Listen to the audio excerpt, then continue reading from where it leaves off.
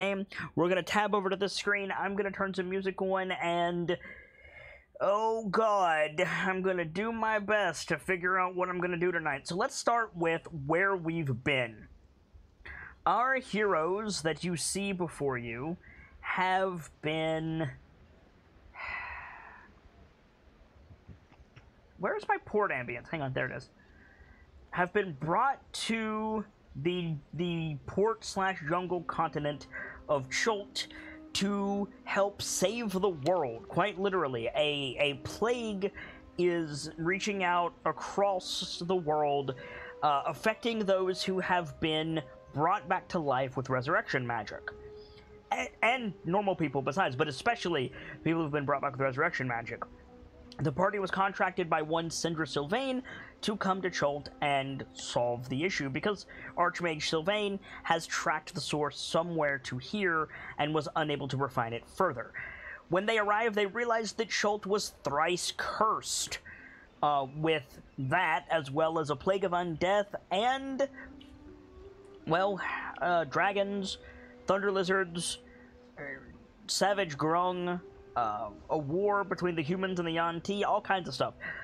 And the party has been trying to find the way ever since, not without losing people. They lost their original guide, they lost a wizard that they found along the way, they lost their artillerist, I almost said alchemist artificer, and things have had their ups and downs. They managed to get to the Arakocra village of Kir Sabal in the heart of the Chultan jungle, and were offered the Wings of the People, the Dance of the Seven Winds, in exchange for, rather as thanks for saving an Arakocra by the name of Nefir from the clutches of the savage terrafolk of Firefinger, which the party cleared out, not knowing Nefir was there. Nevertheless, he was grateful and offered them, again, this ritual if they could get to Kir Sabal. Well, they arrived there, and the head Arakocra, an elder teacher by the name of Ajara, said that she required a special reagent to perform the Dance of the Seven Winds, a black lotus only available in the Garden of Lost Dreams, and so the party set out to get it, and so they did, but very nearly lost their guide Shago in the process, having to use a Scroll of Resurrection to bring him back. Luckily, Shago was not affected by the death curse, but they ultimately could not get the Black Lotus. They did, however, manage to get some seeds, and on the way back to Kir Sabal with the seeds, with the crown prince of the Old Kingdom, Prince Na, a 6-year-old genius of a boy, very quickly becoming a wizard, in tow, they were promptly captured by frost giants. Frost giants being in the jungles of Chult to seek out one Artis Cimber, who the party has had contact with, because Artis carries with him a powerful ancient artifact known as the Ring of Winter that the frost giant Jarl Drufi desires. The party was captured and given an ultimatum, their lives for that of Artis Cimber, and they were taken one by one to be interrogated to Artis Cimber's whereabouts.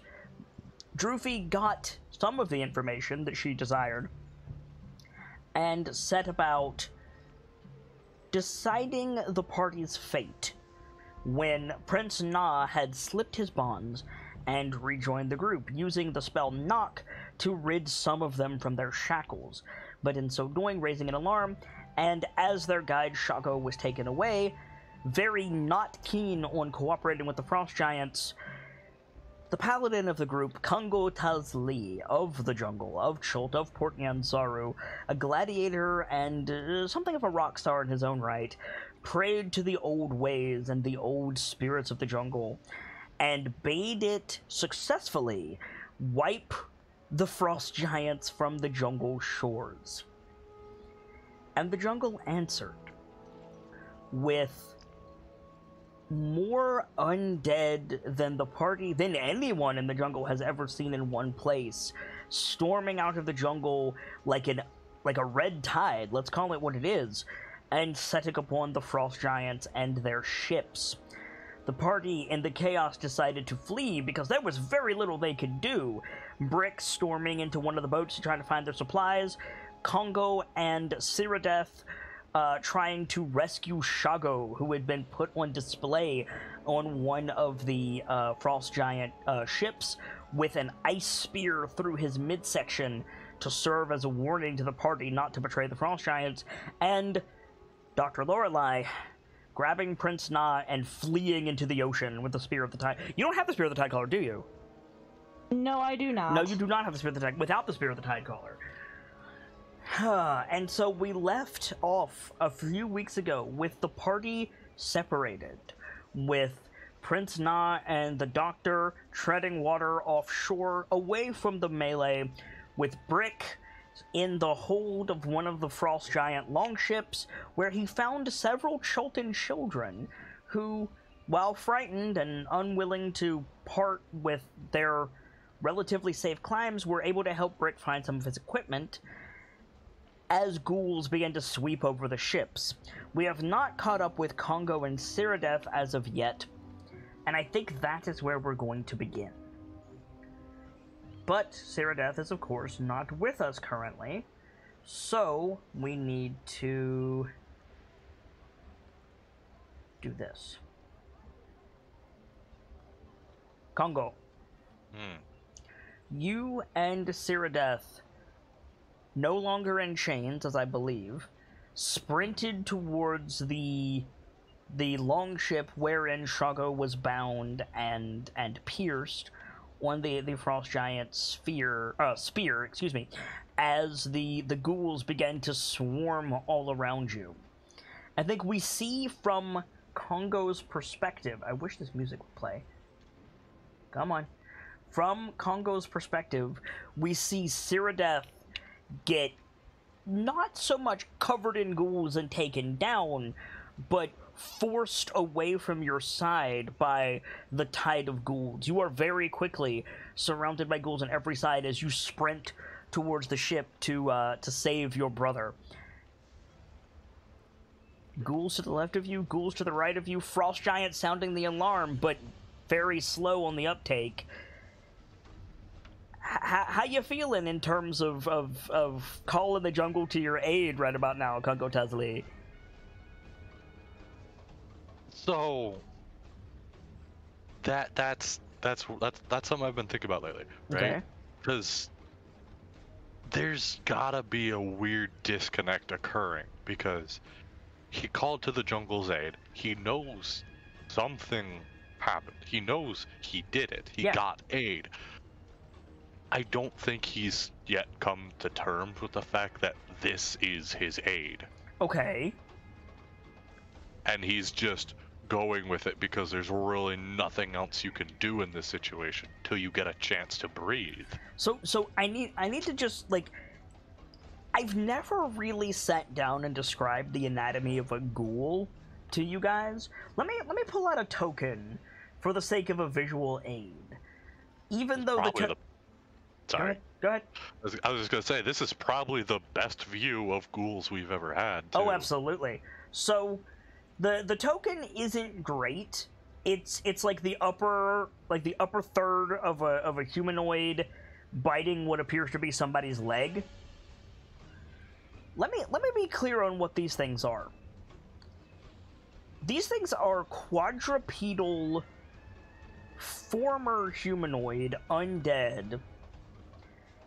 Do you know, are you at all familiar, Guy Gamzelis, with the, I'm trying to think of a good example. Are you at all familiar with Smeagol? The, like, Gollum from Lord of the Rings? Yes. Okay. You know how when left to his own devices, he moves on four legs? He doesn't move like Tarzan, but he moves on four legs, rather, I wouldn't even call it ape-like, almost dog-like. Like, it's starkly different from the way Tarzan moves, right? It's kind of rat-like. Kind of rat-like, that's a good way to say it. Imagine a ghoul, in my interpretation of Dice-Icive action, a ghoul is mutated to be a quadrupedal entity. It is not a hunched-over human, though it probably could stand up on its back legs if it wanted to. Imagine, here's a good way to say it. You know how at some point in a werewolf transformation, it falls forward? Yeah. Imagine a ghoul in Schult as a werewolf at that point in its transformation. Large, bulbous, skin torn and muscle showing, its anatomy grotesquely humanoid. Its knees are reversed, its arms are too long. It has long claws on both hands, and it has not quite a bat-like face, but not a man's face either. And they're usually covered in various substances: blood, dirt, rot, mold, excrement, etc. So to say these are zombies is completely inaccurate. And to say these are humanoids is also largely inaccurate. It's easier to think of them as, like, undead, like, dog-like creatures than mutated humans. It's certainly easier to reconcile, if you understand me. Yeah. And you are just surrounded by these things. And let me be absolutely clear. They're not ignoring you. Like, as you're sprinting towards this boat, they're lashing at you and running around you. Their focus is on the frost giant, certainly, but ghouls are indiscriminate killers. They don't care. So, there is no divine aura around Kongo Tazli keeping the ghouls from attacking you because technically you called them. No. You are very much in danger as you're sprinting towards the giant longship. What would you like to do?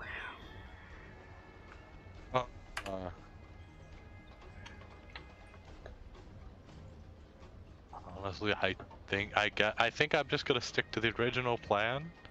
Try to reach the ship and just start hauling ass as best I can up the side. Are you gonna try to climb up the side? Okay, make an athletics check. Failure here means you're gonna get caught by the ghouls. Yeah. Okay, first roll of the night is a success, so you got that going for you. So you start like climbing the side of the ship. You have no idea what the fuck happened to Ceradeath. Maybe Congo's not even thinking about it right now. He's trying to think as little as possible, cause what? Sorry, you cut off. Oh god, hello? Can anybody hear me? I can hear you. Okay. Well, that's not good. Sibs, are you there? No, Sibs is BRB. Uh-oh. Well, if we don't hear from Gamzelis in a few minutes, I'll cut over to... okay, so, turns out, our rainy friends lost power. Both Sibs and Gamzelis lost power. So that's fun.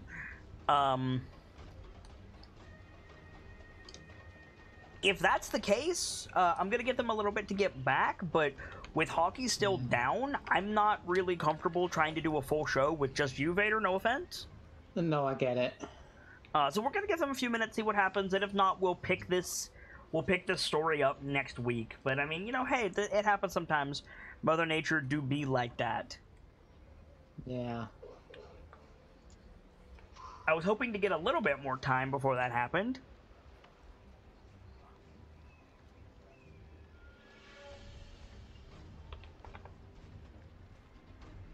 On the plus side, like, nothing occurred.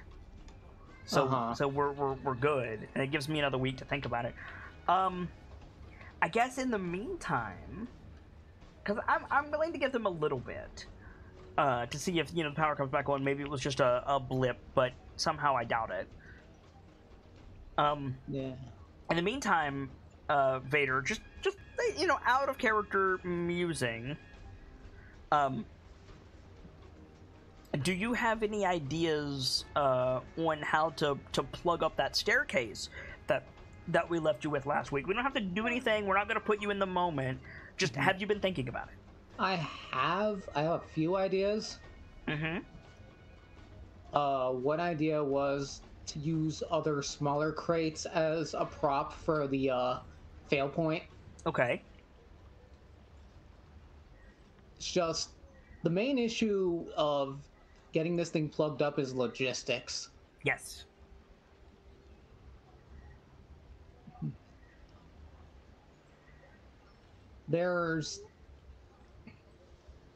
That's probably my best idea. I also thought of using the supports that I climbed up earlier to tie off and brace the crate. Mm. I did think about one thing that would immediately solve this problem, but I don't have one. Sovereign glue? Or an immovable rod. Mm. An immovable rod will not solve your problem because I dislike the concept of an immovable rod. Hmm. Here's the thing about a rod that you press a button and it freezes in space. Planets spin. Yeah, I was thinking about that too, like...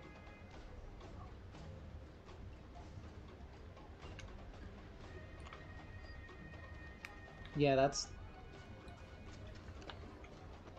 The immovable rod is one of my least favorite magic items because it's so short-sighted, in my opinion.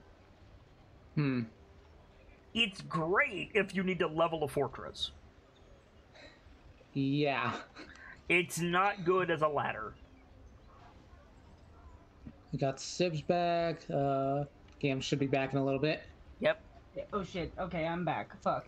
Hi, Sibs. Hi, sorry about that. What did I miss?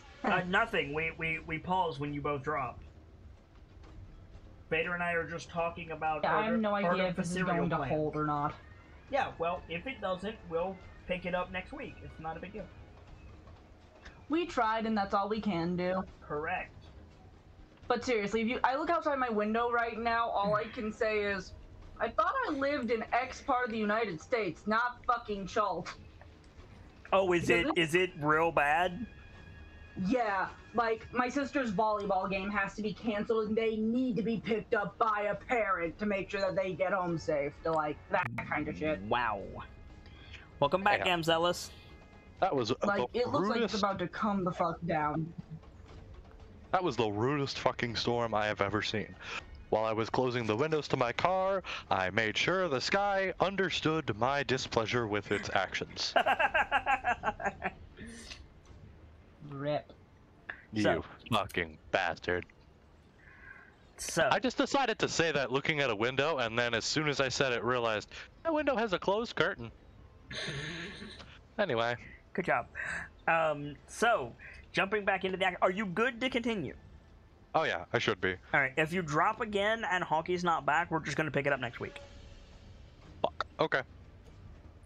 Like you and Sibs both dropped. It was just me and Vader. Like I can't do anything with that. No, you're fine. I completely understand. Cool. So what I said was on a successful, like you rolled a success on your athletic check, so you managed to scale the side of the ship, and then you were going to say something when you dropped. I have no idea what you said. Oh, it was you had said something about Cyrodiil. I was like, I don't think he's taken the moment to think yet.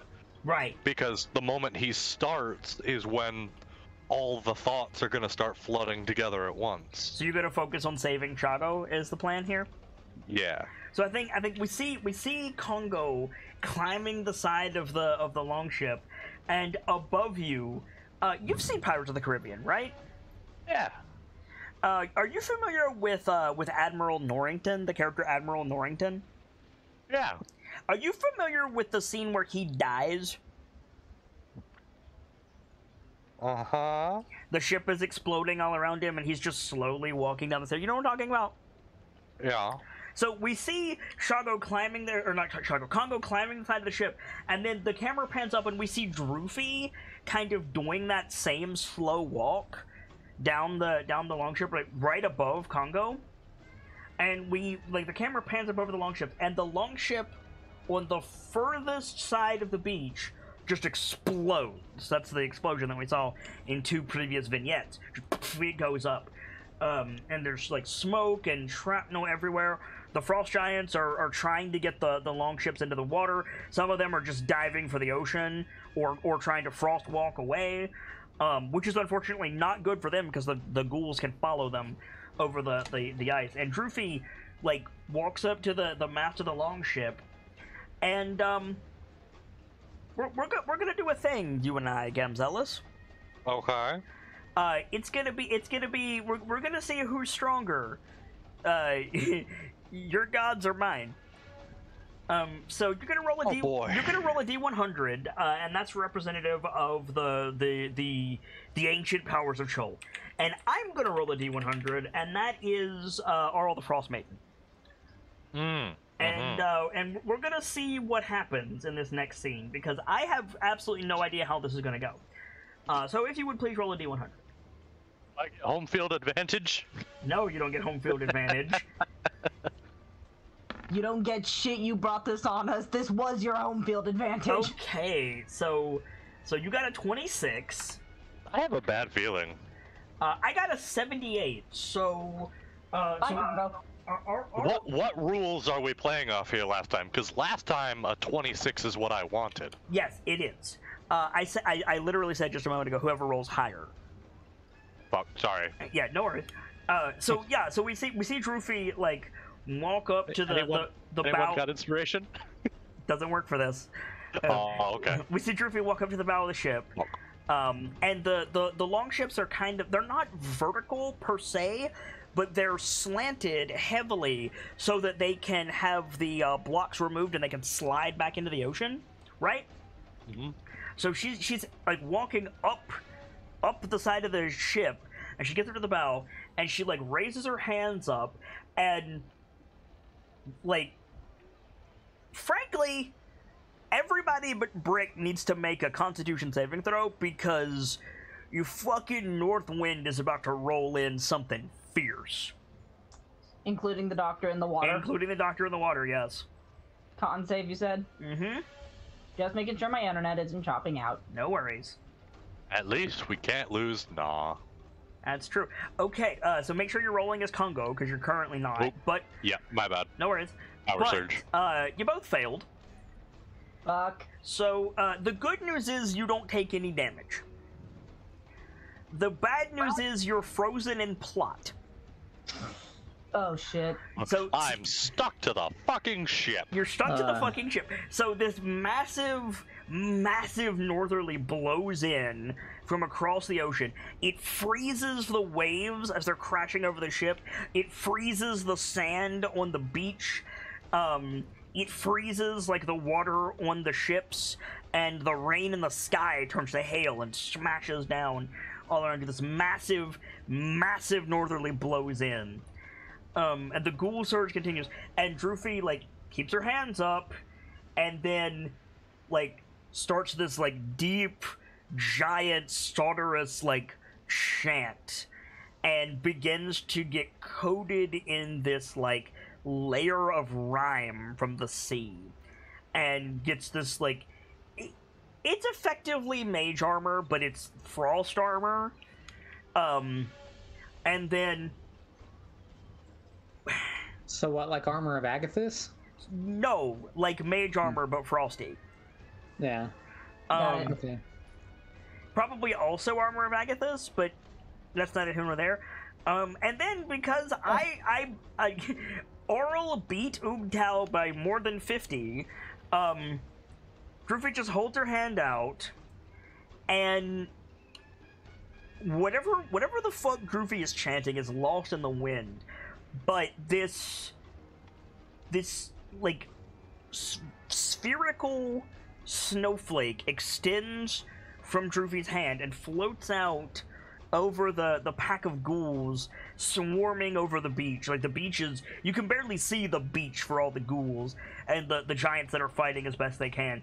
And it just lazily floats down into the middle of the beach, more or less where the party was caught before.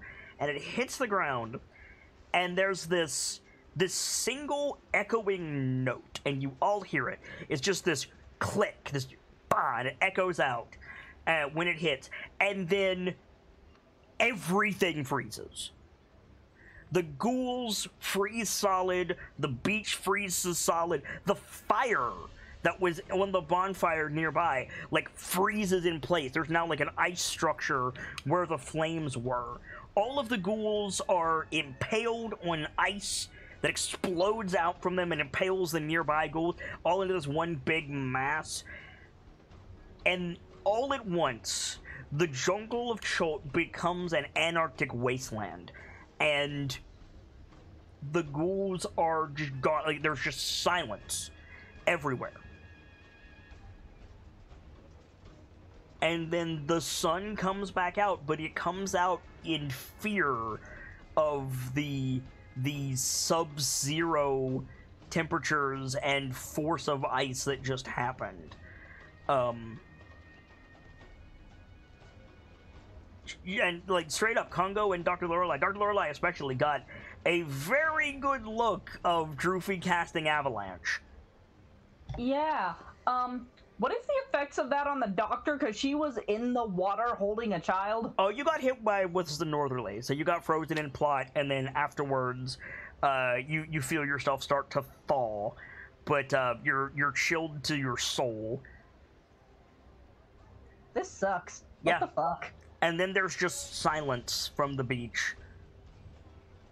Probably trying to get a look like as best she can, making sure Na's okay. I mean, you can clearly see that the beach is frozen over and all of the ghouls are impaled in giant icicles. Or encased in giant icicles, excuse me. Oh, God. Yeah, Congo is fucking seething. Okay. The doctor is just making sure Na's okay, keeping Na's sight away from that. Yeah, Na's, like, clinging to you and shivering because you're in the ocean. Yeah. So, Congo, you also begin to thaw and pull yourself up onto the deck of the longship as Rufy is still, like, focusing on the spell. What do you want to do? I don't have anything with me. No. What's your passive perception? Passive is 14. Okay. You get up here and you see something weird. Not on your ship. On your ship, there's Droofy, a couple of frost giants, and Shago, like, tied up to the mast with the icicle through him. But on the other ship, like, on the ship, like, beside yours, the one that Brick ran into, on the deck of that ship, there's a shitload of frozen ghouls. There's also, like, a Cholton dude.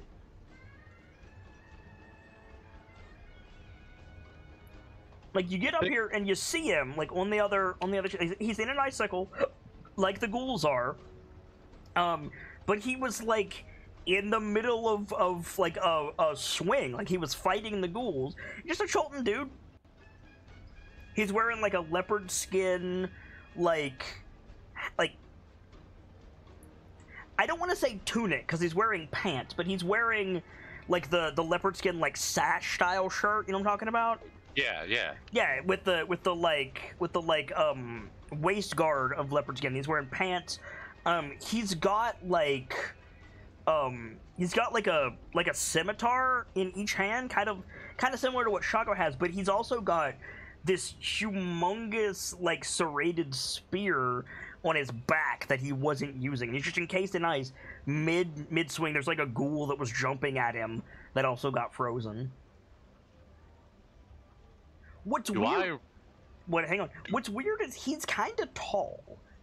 Like immediately you're like, oh, hey, Cholton dude, now that must be a refraction of the eyes, because that dude looks like he's about 8 feet tall. Sorry? I do not recognize this guy. I'm assuming I don't recognize this guy. Make a history check. History. Ta-da! Not with that roll, unfortunately. Oh, okay.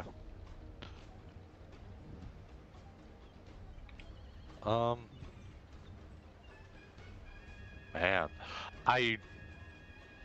okay, so there's the whole situation going on here with that spike through Congo, or through Shago. Does it have, like, the smaller things that branch off as it goes up? No. No? Is there any kind of spike around me I'd be able to snap? I don't know if the ghouls got onto Droofy's boat yet, but I can see that you're looking to create an advantage for yourself, so let's do this. Call high or low. High. High? Yeah. Yeah. Yeah? There's totally icicles up here. Cool. Then, as you probably expected, I want to try to grab one. Okay. Nap it so I can use it. As a staff, I'm assuming? Yeah. Okay. Now, it's gonna have the fragile quality. That means if I crit fail, it shatters, right? Normally, yes. However, this is an icicle, and you're in the jungle. So, more to the point, if you miss, it's going to shatter. Also, a divine magic created icicle. Yeah, but it wasn't divinely created to become a spear for you. That's fair. Okay. Well. Basically, you're gonna have one shot with this thing. That's fine. I wanna stab Droofy. Okay, so hang on. So Droofy, like, again, the deck is elevated on Droofy's side, on the beach side. So Droofy, like, you would have to go uphill to get to Droofy, and then Droofy herself is like 30 feet tall. But she's still casting that spell, right? Like, the spell is finished. She hasn't quite come out of it yet. What I'm hearing is I have time. Potentially, depending on what you want to do. What I'm saying is, aside from going straight for her ankle, I need to know what you're intending to do, because you might not be able to do it. See, that was the plan. Ankle or back of the knee if I could reach. Oh, okay. Primary target is Achilles tendon. Okay, so something that you need to be reminded of, just in case, because this is relevant. Frost Giants are immune to cold. Won't this just do pokey damage? You hope? It might just shatter against Droofy's magic. You're not sure. That's fair. But that's okay. I at least cannot get disadvantage here. Valid. I literally cannot have disadvantage. And if you have a reason I would, you're wrong, because I'm gonna use a fighting spirit. So you're gonna take the thing, you're gonna run up behind Droofy, and you're gonna try to, like, jam it through her ankle, basically? Yeah, through that long part of the back of the ankle where the Achilles tendon is, the part that allows walking. Yeah. Let me You're in the middle of a storm front, but let me see if I saved that Frost Giant Jarl thing, because that was really useful.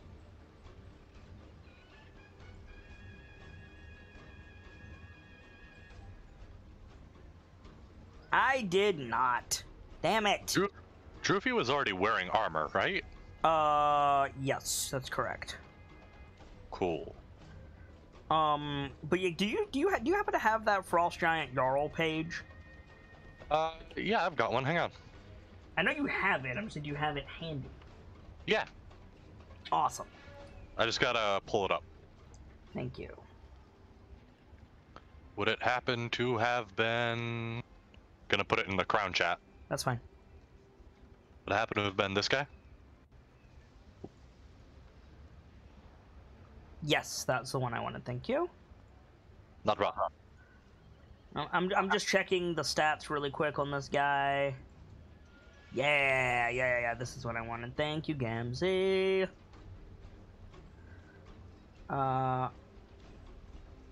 So basically, that was a divinely empowered flash freeze that she just did. So yeah, okay. So now I know Droofy's armor class. It is not on this, by the way, but this is a base, and then I modified it. So now I have Droopy's armor class. So if you want to like run up behind her, now you will have advantage on this attack because she's flat-footed. Oh, I'm sorry. What was that? You'll have advantage on this attack because she's unaware. Okay. So I don't need to use my fighting spirit right now. No. You can if you want to. All that'll do is give me temporary hit points and make my attack have advantage. Okay. Well. I mean, you can use your fighting spirit without using a fighting spirit, if you understand what I'm saying. Yeah. So I feel like he would. Yeah. Pretty much, you know. What should I roll for this? Because I have a pike and a spear. Roll the pike.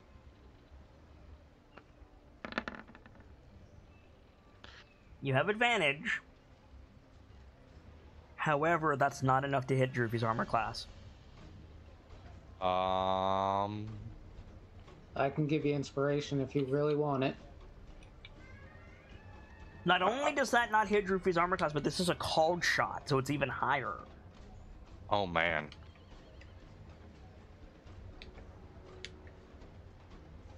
I'll say with your attack bonus, you can hit. But you're going to have to roll much better than that to hit. Really? Yeah. Before I accept that from Vader, I'm checking any bonuses I can try to apply here. That's it. Well, I mean, they would probably apply after the fact, but... Yeah. Or before the fact, I mean, sorry. Oh, that's true. I couldn't use them, could I? No, so you would need to take the inspiration, then apply the bonuses, then roll again. Right. Okay. So I could take Vader's inspiration, go for bless, and attack again, because that would. No, you cannot. You cannot go for bless because you already attacked. Right. God fucking. You know what? Yeah, I can. Even if I don't have the spear, I have a punch attack. It won't do shit. I mean, you still can't cast bless because that's part of your attack action. Fuck, you're right. I'm sorry to be talking right now while y'all are trying to figure that out. I can't remember. I know I gave Bardic Inspiration to someone. I don't remember who, though. I think you gave it to Brick. Yeah, I'm pretty sure it was Brick. I don't know. I don't remember getting it. It was either Brick or Congo. I'm pretty sure it was Congo. That's why I was going to mention it. But like, I'm willing to say it's Congo. Has it been more than the amount of time that Bardic lasts? Because it was basically... I believe Bardic lasts an hour? Yeah, and Congo handed off, nah, Doc gave it to him. No, there's no way it's been an hour. It's been like maybe 3 minutes. Got it. Holy shit, though. What is it? A D8? Yeah, it's a D8. And give me 1 second to find my notes. Because a D8 could potentially turn that into a hit. However, just a point, you only rolled a 12. Yeah. You could roll better. So, if Vader's willing to give me that inspiration, I'll re-roll that, hope it's higher, and then roll the D8. You have 2 chances for it to be higher because you have advantage. Right. And then you could roll the D8 on top of it. But just remember, that modified roll does not hit Droopy's armor class, and you're doing a called shot. Right, which makes it higher. Which makes it higher. Good luck, friend. Yeah, take the inspiration.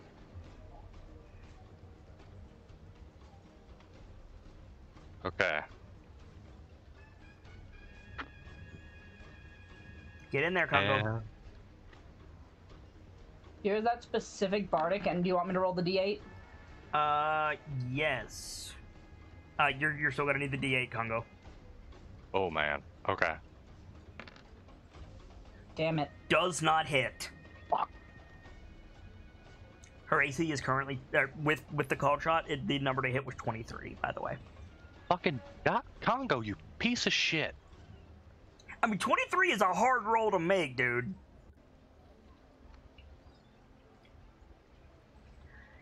So, okay, but here's the thing, right?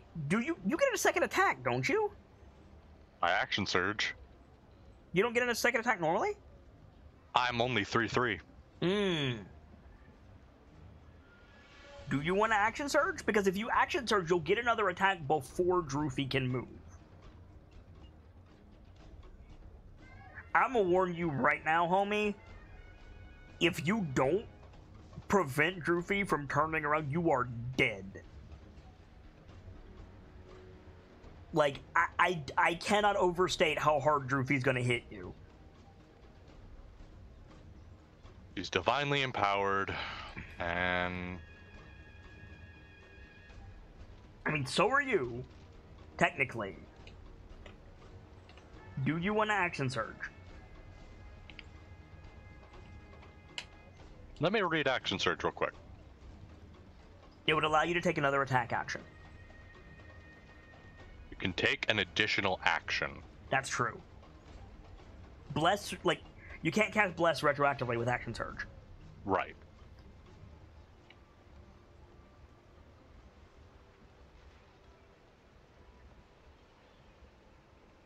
If my math is right, you need 17 or better on a roll to hit Droofy without Bardic Inspiration.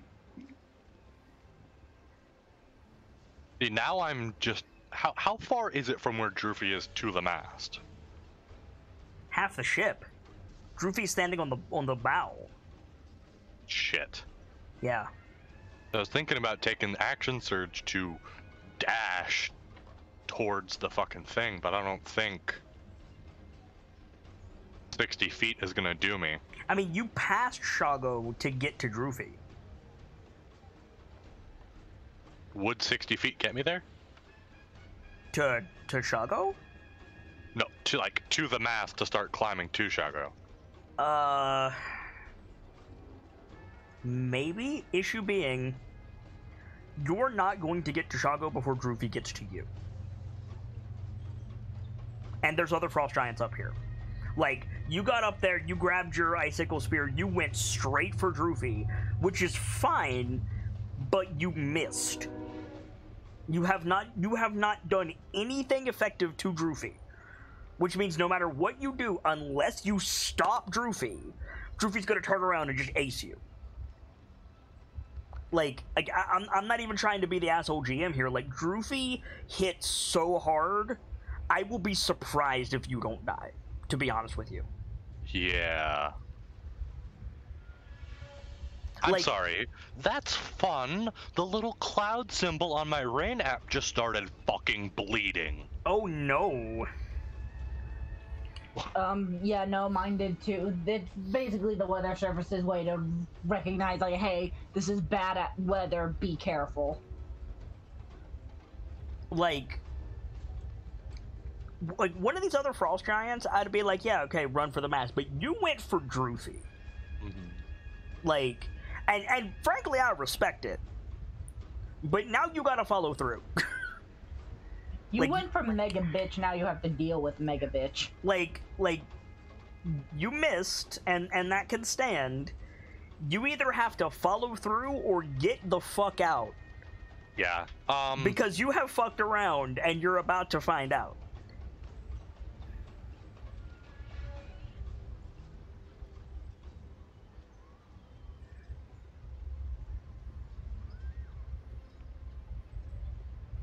Honestly, I really do have to fuck around and find out here. Pretty much. I don't have any other angle I can approach this. Almost guaranteed. Congo is not gonna win this fight. Mostly because I need Droofy for Vom. Yeah. But I'm willing to leave it to the dice. I'm not gonna give Droofy plot armor. Right. That being said, Droofy's a CR 14. You're level 6 by yourself.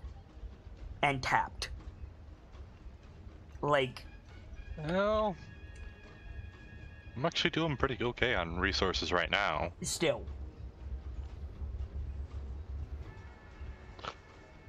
Honestly, it's make or break, so I might as well take that attack. Fair enough.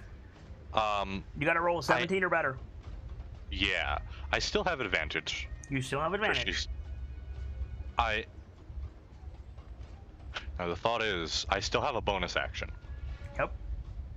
Before I go after my attack, I should think about this. Yep. I'm willing to say you still have half your movement. Okay. So you got 15 feet of movement, an action, and a bonus action left. On the chance that I did hit, I could add a Wrathful Smite. Yep. And then add a second level Divine on top of that. You would have to Wrathful with your bonus action, then hit, and then Smite as part of your action. But then you would only have 15 feet of movement. 15 feet of movement is not going to get out of Droopy's threat range. Keep that in mind. Especially because she has magic. Right. I'm talking about melee, but you're right. Mm-hmm. I'm not saying she does, but if Droopy has Avalanche again, you are fucked. Yeah. Because we already established Oral is with her. Mm-hmm. Like...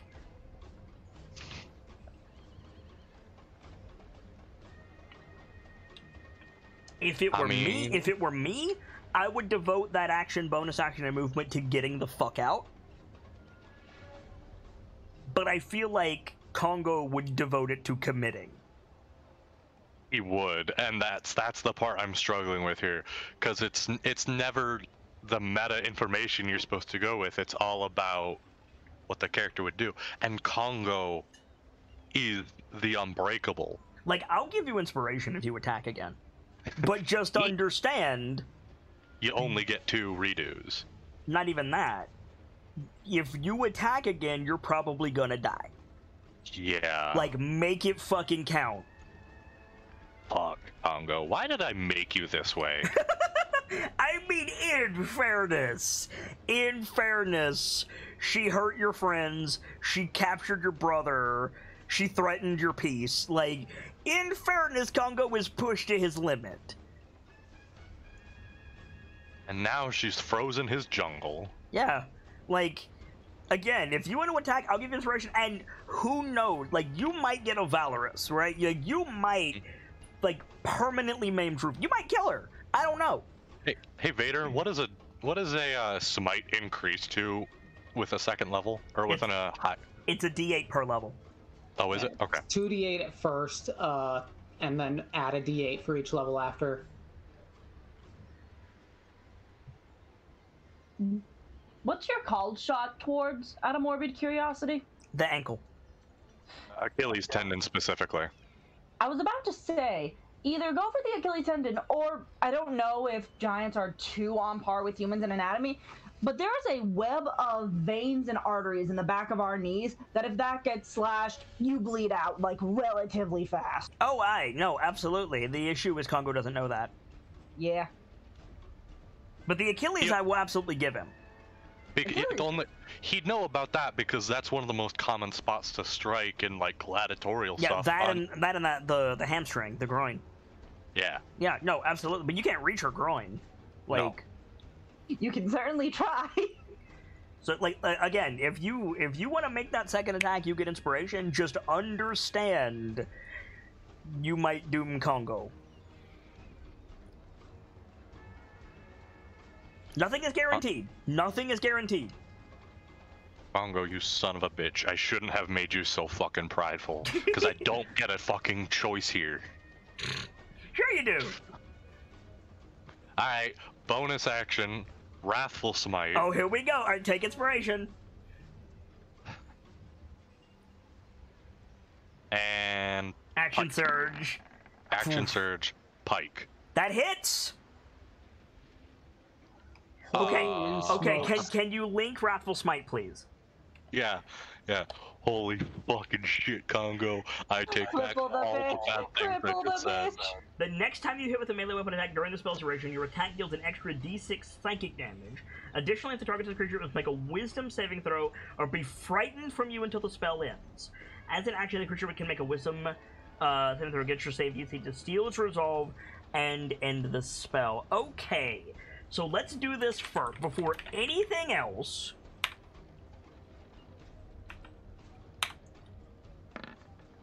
Droopy fails her save. Yes! Holy moly. Okay, I'm sorry. When Congo's taking the second swing, he is absolutely screaming, "You heard me once, hear me again. I'll end this winter. Just guide my spear." Alright. Okay, so Droopy has to make a con save because you attacked the Achilles tendon. You know, full disclosure, you deserve to know this. Droopy has a +7 to her con. I figured it'd be something high. So you need to roll the damage, so I need to know what the DC is. Oh, okay. And you're smiting, right? Yeah. Oh, why didn't that add? Hang on. What didn't one add? It didn't add my smite. It's the 1d6 from Searing Smite plus whatever spell level you use for Divine Smite. I'm guessing you're using a... I know you don't have second level slots, do you? How did you roll so high on the Wrathful Smite? Oh, I see. It did. It just combined the Greater Divine Smite and Wrathful Smite. Gotcha. Okay. So that is a total of 21 points of damage. Holy shit. How many dice did you roll for your Divine Smite? 3d8. Roll that again. Oh. Hello? Oh, I have to click that. There you go. Okay. So that is a total of 29 points of damage. So the DC is 24 on this. Fail. Natural 20 for 27. Fuck. God. So Droopy is not crippled, but Droopy is frightened and takes 29 points of damage. Okay. You still have 15 feet of movement. Well, she's frightened of me. Yep. Ooh. Hold on, I'm having a fucking ooga moment. Mm-hmm. I gotta check something because apparently my dumbass didn't add it. Oh yeah, I did. It's fucking down here. Dumb shit. Okay, never mind. I remembered I had a divine I had a channel divinity of inspiring smite that whenever I use smite I can do something, but I forgot channel divinity is a bonus action. Okay. And it also only heals. So, are you gonna use your movement to do something? Start heading towards the mast, I guess, because she's feared, so I have time. So at the end of your turn, Droopy's gonna use a legendary resistance to pass her saving throw. God fucking damn it. One thing! Yeah? One thing! I had one thing going for me there. Yep. Goodbye, Sorry. Congo. So Droopy is, at the beginning of Droopy's turn, Droopy's going to use a legendary action to give a battle order and instructs the 4 Frost Giants on this boat to rush you and not let you escape. Then I need to roll and see if she gets Avalanche back. She does not. Which is good for you and also bad for you. Because that means I get slapped. Yeah, that's exactly what it means. So you do not get the benefit of trying to be captured. Droopy wants your head. So Droopy is going to make all 4 of her attacks against you. Dazly, I will miss you. This is probably not going to end well. First attack, 16 to hit. Yeah. Second attack, 19 to hit. Third Yeah. attack, 14 to hit. Yeah. Fourth attack, 17 to hit. Sorry, was any of those 26 or greater? I can't remember all of a sudden. No. Okay. I did not roll above an 8. The lowest I rolled was 14. Congo, you were great, but dear God, did you get us into it? Literally. How much health do you have, homie? 58. Okay. It's only fair that I roll these attacks one at a time. Because you might not die. I'll probably die. First attack, 33 points of damage. Oh. Yay! Only 33. Second attack, 38 points of damage. I think you're down. Yeah. That means the next two are crits. That means the next two are crits.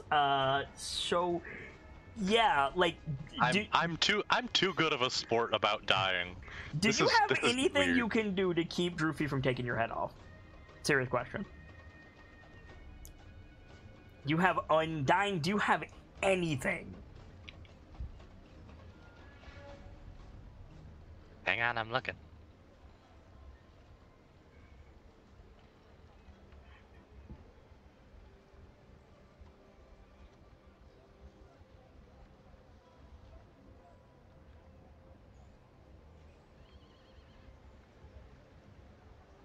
Doesn't look like it. Fuck. Anybody got an argument to make? I almost made one of my dumbest jokes ever. do not. Sorry. Shit, the jungles of Schultz do not like the Bard of Heroes. The only thing I can think of is something with that arm of his, but I think that would work against him, not with him. That arm of his? Oh, the Frostshine arm. Yeah. I got a new arm. I forgot about that. Yeah, no, that's not gonna work for him. All right, I'll play devil's advocate. I have an argument. The spirits of the jungle are paying attention to you because you just called them. Right. Shouted to them again, and then... Okay, hang on. Landed a hit. And landed a hit. There is a piece of information in this scene that can save you. Okay. But I'm not going to tell you what it is. I will answer any questions you have, because we're firmly in theater of the mind right now, so you might be overlooking something, and that's fine. I will answer any questions you have, but I cannot tell you. There is a saving grace in this scene. Since that guy arrived, since I found out that other Chulton was here, you mentioned that, and my mind went, where the fuck did he come from? He has 2 swords, you said. 2 scimitars. Two and scimitars. a big-ass spear. And a big-ass spear. A barbed spear, you said. Yes. I said serrated, but close enough. Yeah. And... He's wearing what? Leopard skin. A leopard skin, like, sash-style tunic and a pair of pants.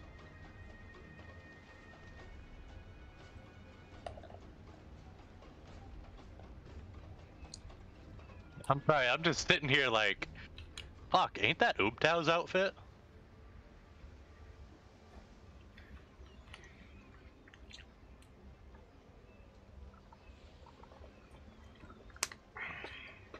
Funny that.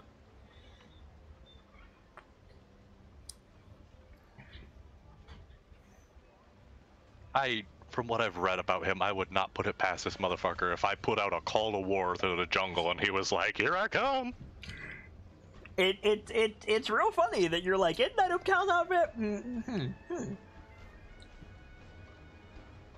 I'll say this, Mr. Portnyanzaru Gladiator. There's a very small number of people who wear leopard skin. True. Shago is one of them, because Shago is a fucking prince. Right. Like when, on the Chultan equivalent of Shago's quinceañera, like, he wore leopard skin. You remember that. Mm-hmm. Who else wears? I have an idea, but I don't know if this is my scene to say shit. Go on. Taiga. Something similar to that. The wife of the Queen of the Garden. The husband of the Queen of the Garden, I mean. Sorry. Yeah. It's I don't remember his name, but you are correct. He wore leopard skin. fucking Yeah. He was portrayed with a spear and leopard skin. I remember that. I keep wanting to call him Taika Waititi, and that's not right. Tirutaya. Tirutaya, right. Taya. Tirutaya, yeah. Did I hit my mic? Nope. No. Cool, I got up to fix something and sat back down.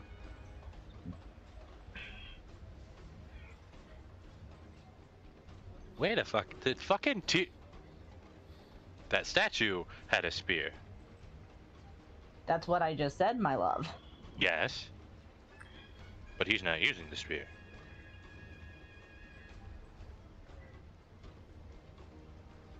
Did fucking Tirutaya rock up and decide to boogie? Why did you ask me that like Cartman?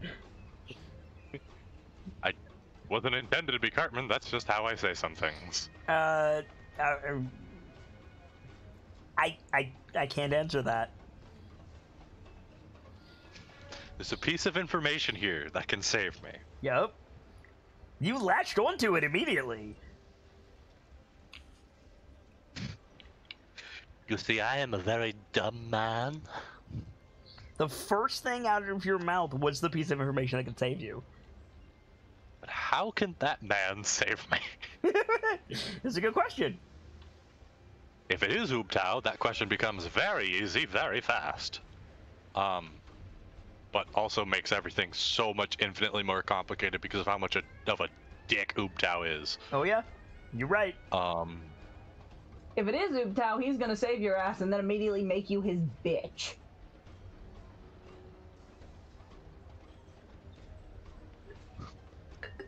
I don't know what to do with this information. What you need to do is you need to like do something as Guy Gamzelos because you're about to lose your character.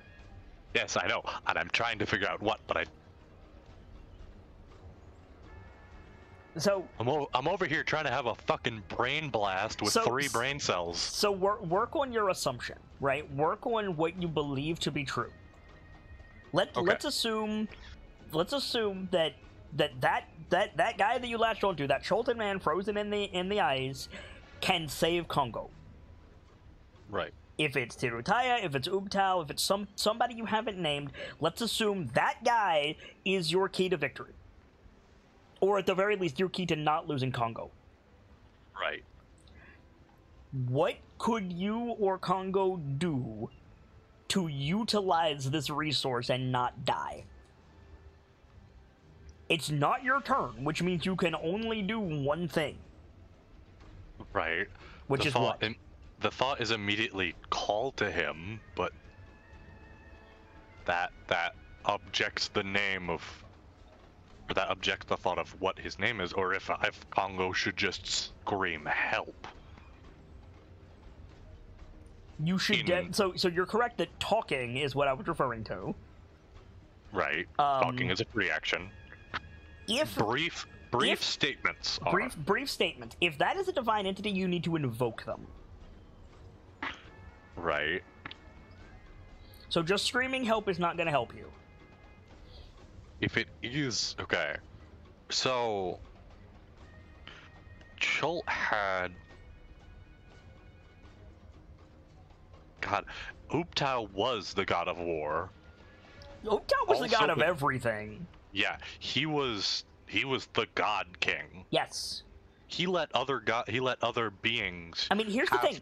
Power in Chult. Tirutaya is also a king. Yeah. So, technically, if you invoke my king, you would hit both of them if it's one of those two. True.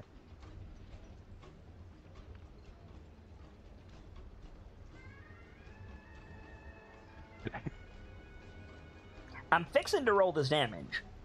Yeah, no. I've just about caught on. So okay. Congo's trying to think how to word this. Mm-hmm. I think as soon as that second hit is coming, Mm-hmm. Congo just... Like the first hit rocks him, and he's like, "Oh, I'm not getting out of this." Yeah. And I think as the second hit is coming, trying to brace, every part of the body would ache from getting that first hit. Right. I think it's just the one moment that Congo Tazli has ever come close to breaking. And he just latches on and screams, "My king, help me." As like one of those things people do to prevent. Yeah. You know. Totally. One of those things is people do to prevent their untimely death. All right. So what I'm hearing is you want to keep Congo. Yeah. I like Congo. Let's have a devil's bargain, shall we? Oh, goody. You give me your class levels and you can keep Congo. Becoming a warlock. Or at least that's my best case. I promise you'll be keeping Fighter and Paladin. Oh, good. That's vaguely terrifying. I'll take your deal. But you won't be a samurai, and you might keep Glory, I haven't decided yet, but you're not going to be a samurai anymore. I mean, I'll take your deal. Okay. I like Congo enough. I'll shake the devil's hand. Alright. So you're going to become a 5-1 Paladin Fighter. Oh, man. God damn. Fighter 5, No, Paladin 1? Paladin 5, Fighter 1. Oh, Paladin 5, Fighter 1. And you can only take Dragoon when you get 3rd level Fighter. Ooh. Well, no. I'm not going to hold you to that because you don't know what a Dragoon is yet. Right.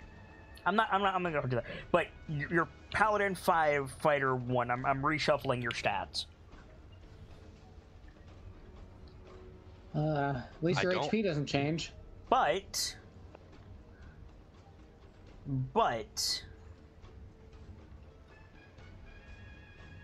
you haven't sworn an oath yet. You will quickly be required to swear an oath. And you don't have the option to refuse. These are the terms. Well, like any verbal contract, I've already agreed. Cool. So...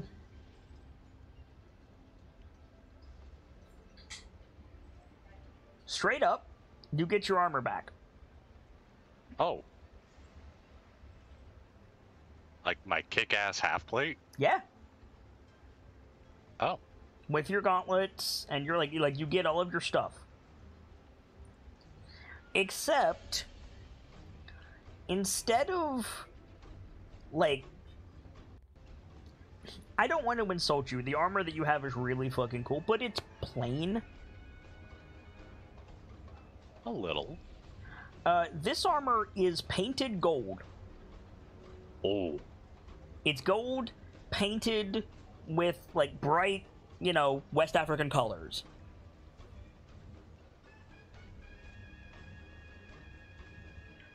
It's adorned with gemstones. And it has a magic bonus of +2. God damn.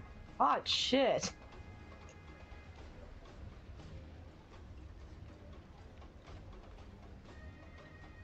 That puts your armor class at, what, 19?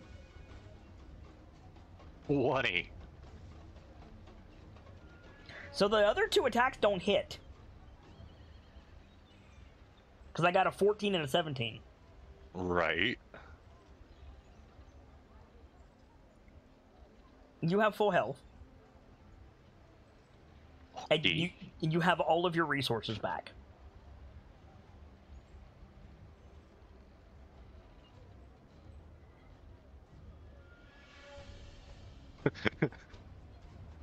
Oh, fucking clang clang off the gauntlets. Just looks at all of his gears back. In that really brief, like, holy shit kind of perspective, more than takes a minute and looks. Mm-hmm. Because there is no time to look. Nope. And if all my stuff is back, I should have my kick-ass fucking masterworked pike too, right? Yep.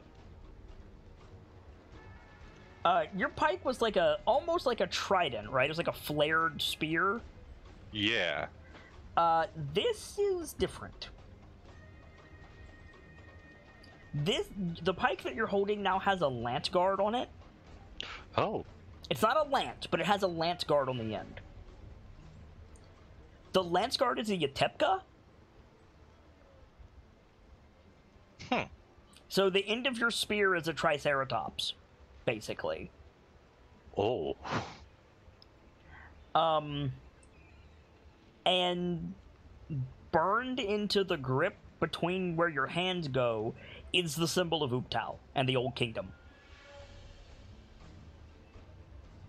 You are now a paladin of the old ways. That really quick thought of, you know what? I asked for this.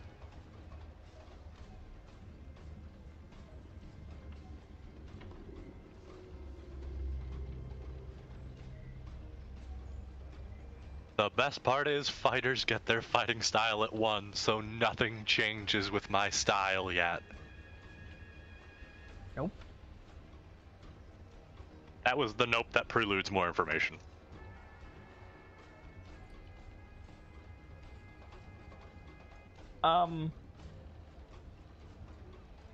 Let me put it this way. The old ways are dead. You are a walking anathema.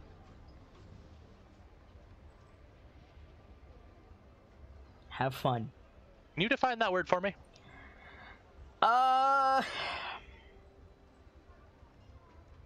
Anathema is like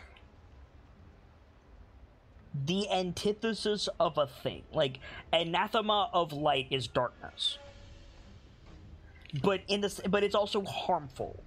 In the same way that, like, here's a good example.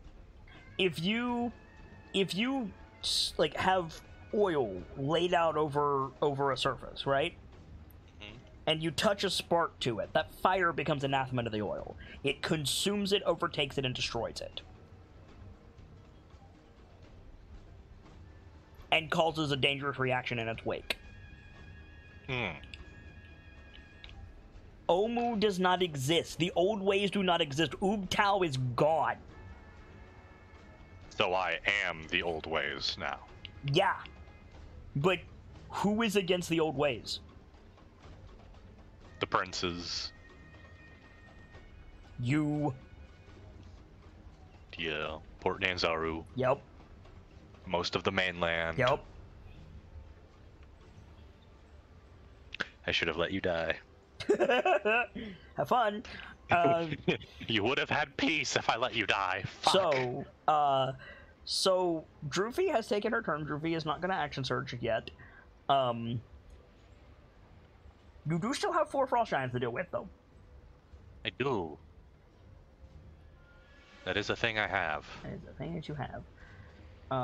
So what we're gonna do... Where's that thing? There it is. We're just gonna go pop-up, pop-up, pop-up, pop-up, pop-up. Okay. None of them crit, so none of them hit this turn. Oh, good. You have a divine aura around you.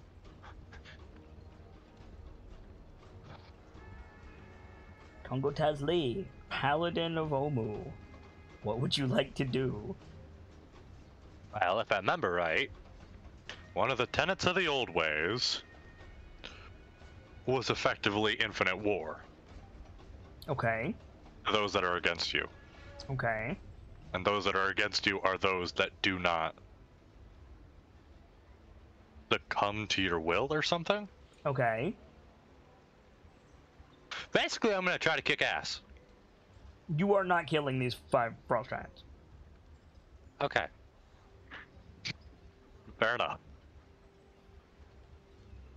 Like, they missed this turn because they didn't crit. That energy is not going to stay with you. No. I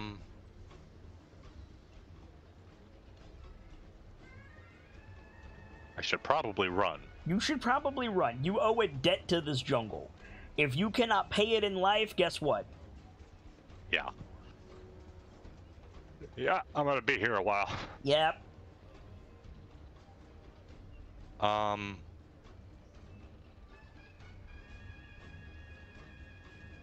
Fuck, I can't abandon Shago. You don't even know if Shago's alive, homie. Oh, fuck, that's true. Oh, God, I hope for their sake he isn't dead. Yeah, Congo... I guess Congo's gonna use this moment and fucking book it. You gonna run? Where?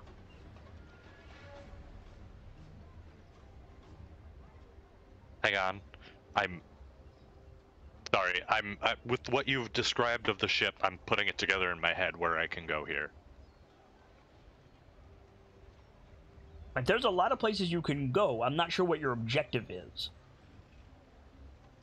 You could try to save Shago, you could run down, jump in the ocean, you could get into the hold of the ship, they can follow you. You can jump off the ship onto the beach and run left or right or up into the jungle. Left would be open beach, you could Jack Sparrow your way up the beach among the frozen ghouls. Right would take you to the, like, nearest to the ship that Brick is in. There was a 3rd ship, and then the 4th ship exploded.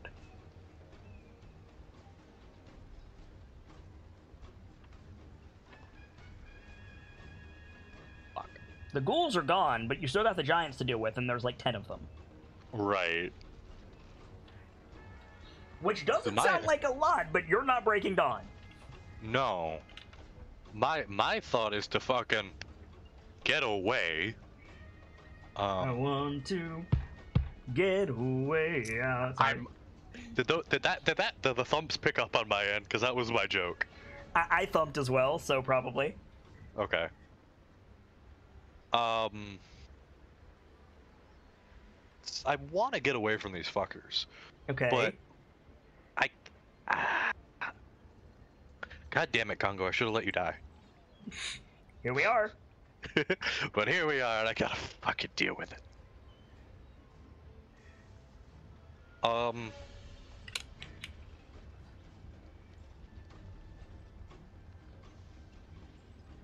Do I abandon Shago and run for the fucking hills? Or do I use this time to try and save Schrodinger's Shago? Schrodinger's Shago. He is both alive and dead until you make a medicine check. Heyo! Poor man. This poor man's already died once. More than that. Like... What?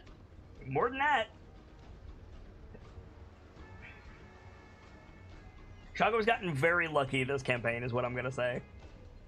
Yeah. We've only had to bring him back from actual death once. That you know of.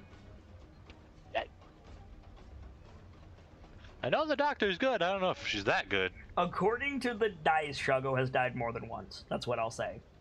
Oh boy. Okay. Well, in that case, the dice can suck it, because the doctor is currently stuck in the middle of the ocean, freezing to death. Don't worry, Na will freeze long before the doctor will. Technically, That does not help. God, I really don't know what to do.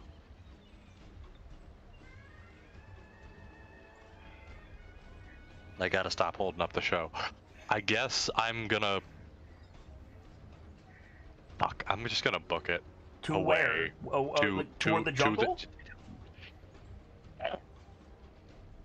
There's a lot of aways in this scenario, friend. Yes. away, probably towards the jungle. So you're going to abandon everyone, is what I'm hearing. Fuck. No. God damn it, Tuzzly, I should have let you die. This motherfucker's lucky I like him, because I mean, like, abandoning everyone might be the play here. too stressful of a situation. You don't know where the fuck Cyrodiil is. Don't know what the fuck Cyrodiil. Yeah, no, I don't. Because You don't know where the fuck Brick is. Right. The doctor, you think, made it to the ocean. So as far as you're concerned, the doctor is gone with Na, who, by the way, just got a lot more important to you. Right.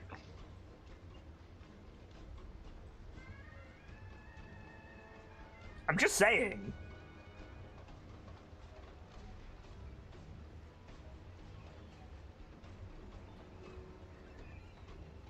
Could Jack Sparrow my way up the beach to see if I can spot the doctor and then duck into the jungle. I mean, you're at the highest point around right now. If you want to make a quick perception check, I won't count it against you. I would like to do this. Go ahead. Nope. Taz Lee, you dumb bitch. I swear to God, this entire episode so far, you've just been a fucking... I can't even make that joke because I don't know if it's bad or not. Yeah, don't. Thank you for not. But, no, like, actually, Congo's done pretty well so far. You've just made some questionable decisions. Yes, I have, because it feels like Congo. Fair enough. So, what are you doing? You don't see the doctor. I guess I'm going with the plan I just said, because we have Schrodinger's Shago up there. Like, I know I just pushed you to run. But now I'm going to push you in this direction too, because you have to decide for yourself. You are like 20 feet from Shago.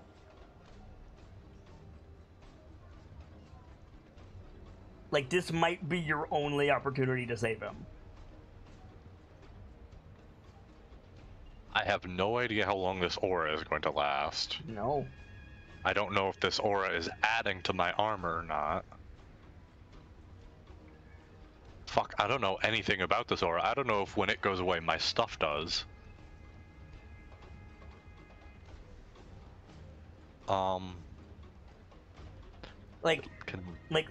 Let's say you run and you go to the jungle. Frankly, if you say nope, I'm out, I'm going to the jungle, you're gone. Like, I'm not even going to roll. But the world is going to move beneath you if you do that. Yeah. And what are these giants going to do? Probably gonna fucking follow me. Are they? Or try to go after everyone else. Are they? Or kill Shago. Or go on a warpath through Chult itself. I mean, can you prevent any of those? And I want you to think before you answer. And also, you're not holding the show up, for the record. I'm not what? You're not holding the show up, for the record. I would tell you if you were. Okay. Can I stop them from going to warpath? No. Can I stop them from going after the others? Realistically, probably no. Can I stop them from following me? Not well. Can you stop them from killing Shago? Which is the fourth thing you said. If he's still alive and I run, or if he's still alive, maybe. But I have no idea. He's been up there for a while now. A couple minutes. Being impaled is like starts working on dog ears, man. While that is true, the spike is also keeping the wound closed. True. Like Edward Elric. Right.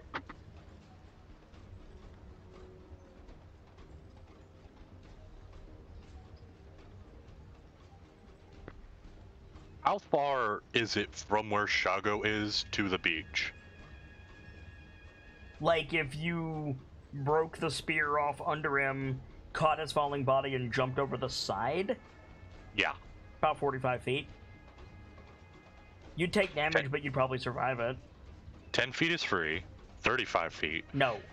No, sir. No? 10 feet is free if you're not encumbered. Oh, okay. Because you have to be able to catch yourself. So it's, what, 2d6 every 10 feet? It's 1d6 every 5 feet. 1d6 every 5 feet. So if I'm 45, that's 96? 96. No. Oh, yeah? Okay. Which, realistically, you could survive. That's a maximum of 54 damage. Maximum 54 damage. But if I hit above 40 damage, I'm rolling on the injury table. Right.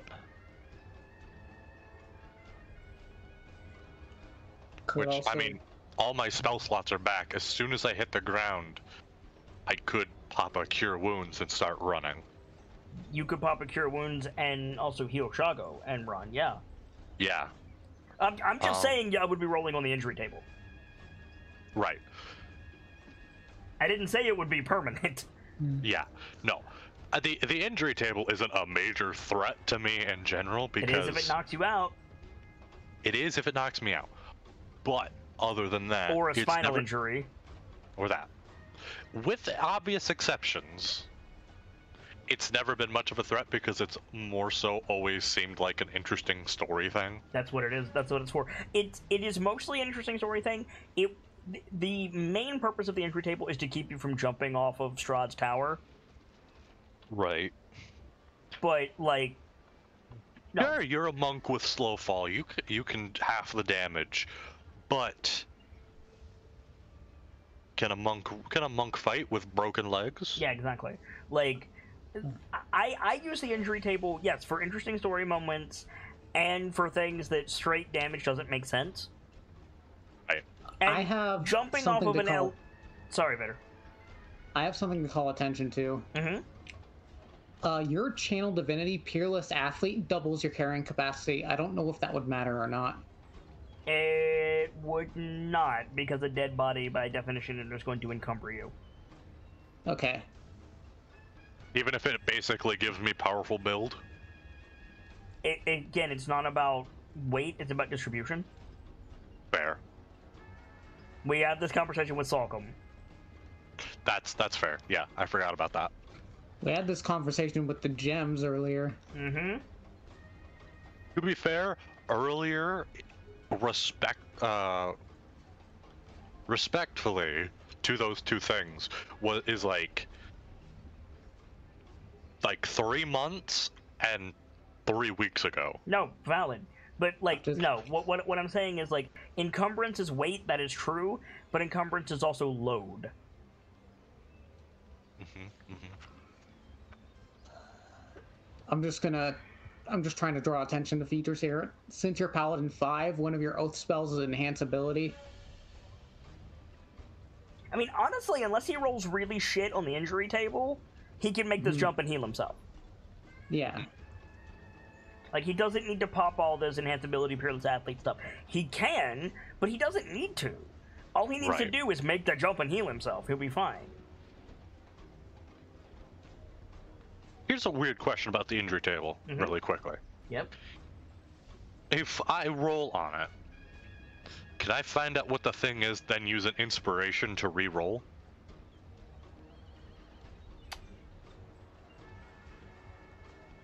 That is an interesting precedent.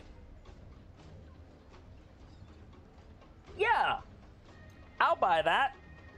Okay. Nightfall here, quick, put it in the brewer cell. So we can't forget because this is gonna be useful in Vom. That's gonna be useful in everything. That's gonna be that's gonna be most useful in Tails. Are you kidding me? God, yeah, you're right. Especially with our current situation. Mhm. Anyway, I'm gonna climb to Shago. Okay, make an athletic check. Yeet. Yeah. So you slide under a giant's legs, run over to the mast, shimmy up it. There is Shago. He's blessedly unconscious, slumped forward over the spike with his arms tied to the mast. Try to break the spike so it won't come out of him and immediately make him start bleeding to death. So you want to break the spike from under him. He's still tied to the mast by his ankles and wrists. If I cut him, won't it start going further? Yes. But what I'm saying is breaking the spike won't be enough to get him down. Right. But if I do this first, he can't get more injured from the spike, no? I mean, he can, but it will diminish it. Like, yes, breaking the spike is a good first move. I'm just saying you can't get him down until you get rid of the 4 ropes. Yeah, that's fine. I have a knife now. You have a knife now? Okay. Technically, if I got all my old stuff back. So how are you breaking the icicle?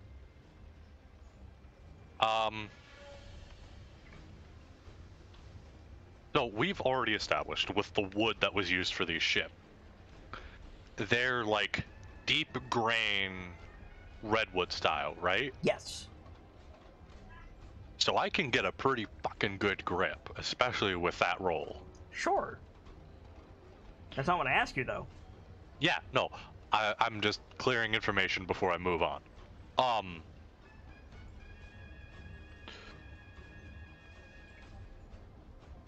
Debating either kicking it or using like the lance spear thing. Overpower. What? Sorry, I think there's some dust in my room. Listen, I haven't had it for so long I forgot, okay? What? I don't know what you're talking about. Fuck off, Fox. Yeah, okay.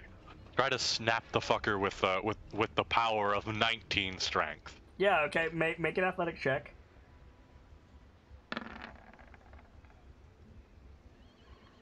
You gonna let that stand? Hang on, shut up. Hang on, shut up. Do I use my inspiration now, or do I save it from Shago getting a caudal lower spine injury?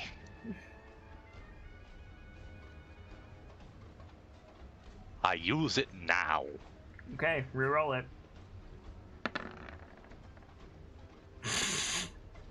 I take it back. I know I can't. So, here's a weird question. Mm-hmm.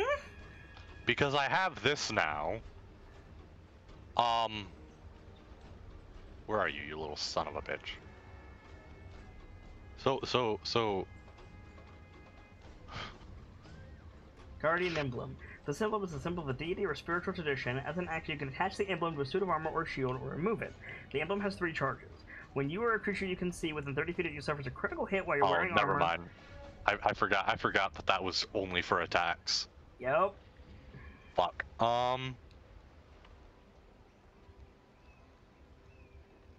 This would reduce a nat 20, not a nat 1 anyway. Fuck, I should have Peerless Athleted.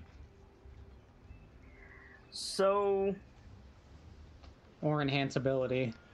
I can't. I don't have any of those prepared. So, It's an oath spell. You always have it prepared, don't you? Fair. Cool. And I'm dying anyway. Yeah, about that. I'll pull Hurok's sheet back up and get back to working on it. I mean, look, you might not die. but I'm gonna. That's a hardy might. That's bucko. a hardy might. Can you make a dexterity saving throw with disadvantage because you're hanging on the mast, please? No. That's your fail. That's your fail. I'm dead. That's your. You might be. You might be dead. Oh.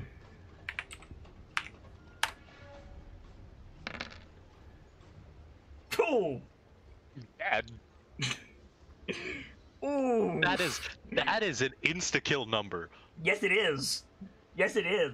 Because my max HP is 65 and my con mod is 4. It's your con score, but Oh. however, you're going to take fall damage Oh god, I'm dead. because you're getting All right.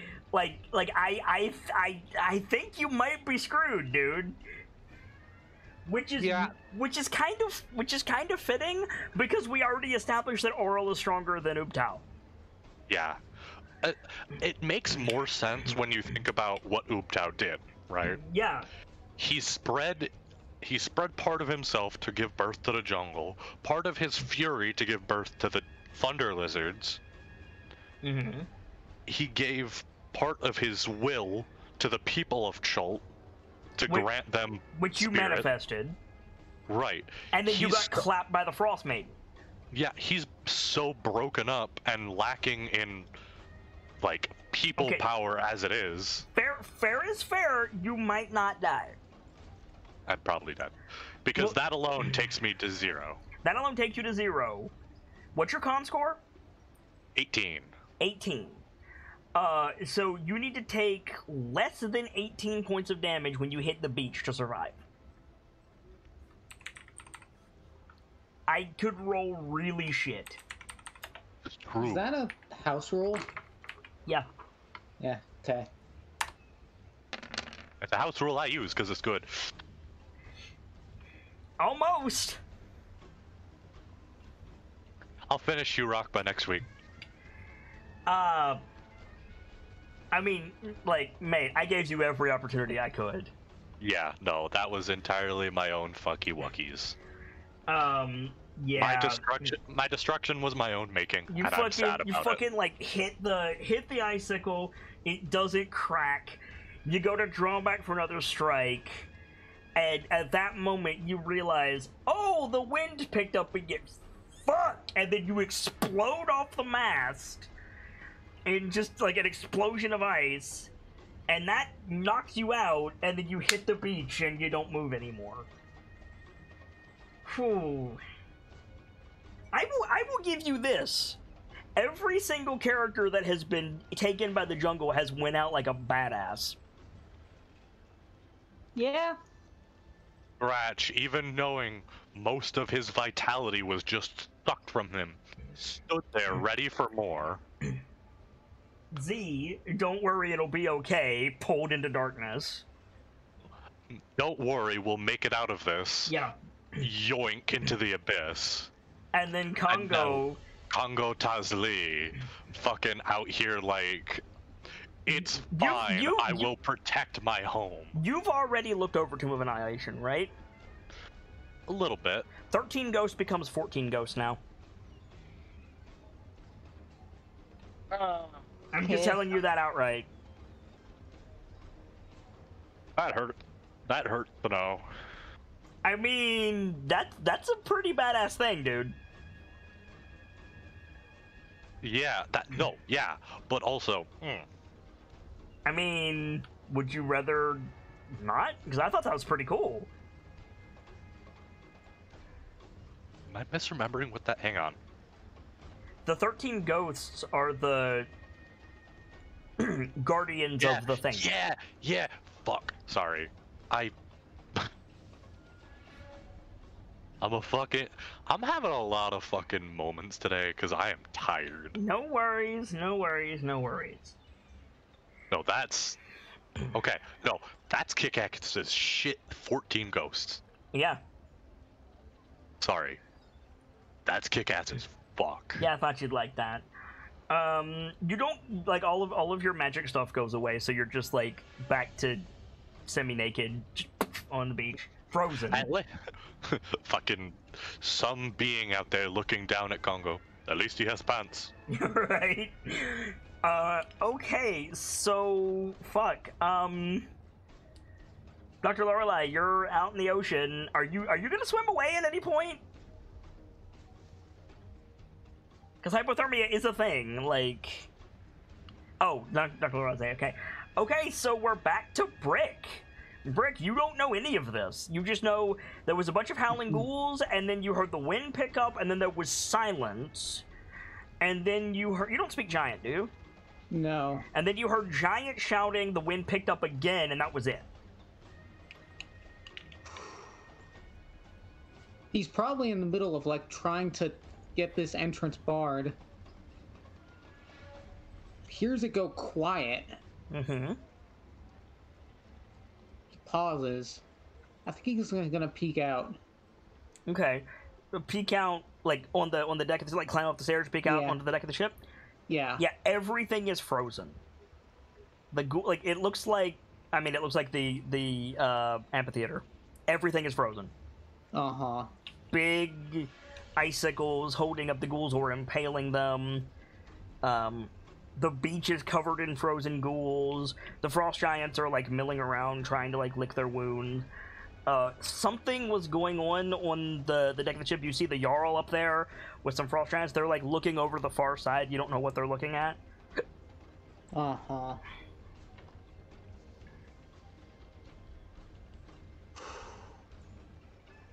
His plan was, hopefully these ghouls will do all the work for me and I can just leave the aftermath of it. No, now he's got to get out of here. Mm-hmm.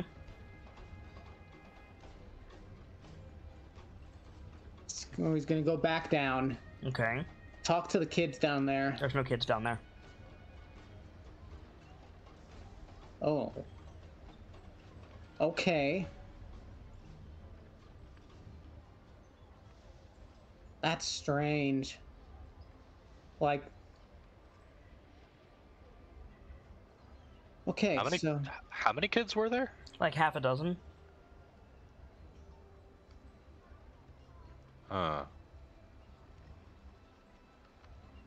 Oh, look around, I guess. Try to find them. Okay. Make an investigation check. You're not really going to be interrupted down here, so you can take your time. Uh-huh. God. You don't find any kids.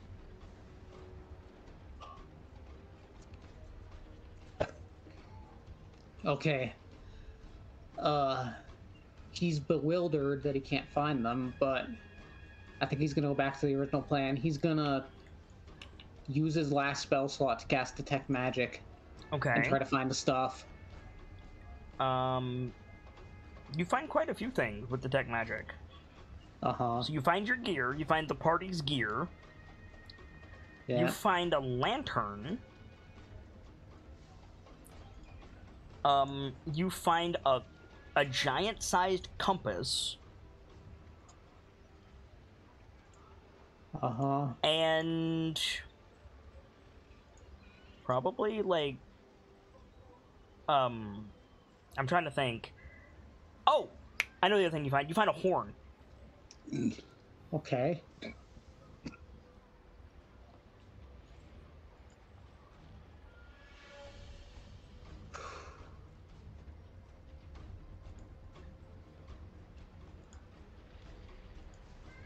Sorry, I'm just rechecking off all my inventory. Yep.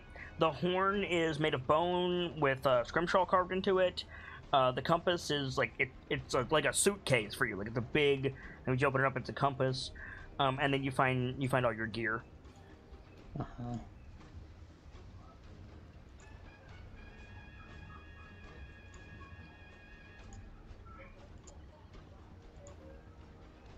All right. So he's gonna grab all of his gear. Mm-hmm. I want to inspect that horn. Okay. A giant isn't attuned to it, so it's normal size. It's a bit big to be comfortable for you, but it's not giant size by any means. It seems to be made of carved bone. Make an Arcana check, I guess. Unless you have a different check in mind. No.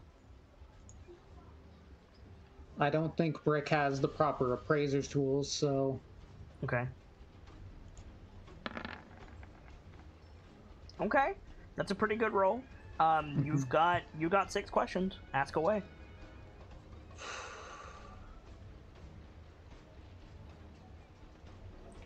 The immediate question comes to my mind is, what does it do?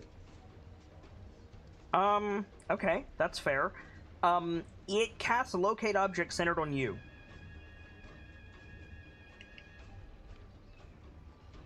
Yeah, okay, that's...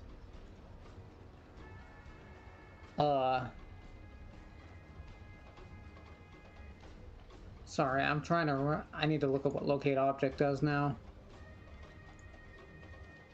Locate object, like, it's like find the path, but towards an object. It basically puts a beacon on you. Yeah, that's what I thought. That's... Ooh, that's interesting, but not exactly useful in the current situation. Correct.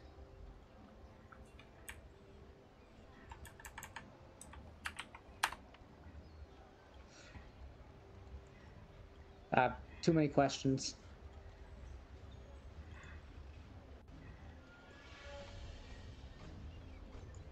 Hi, Hockey.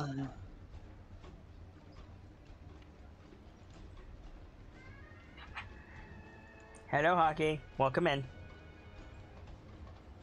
Hello? Hi. Who's not dead sound off? The answer is Brick, Death, and the Doctor. But the evening is young. Yeah.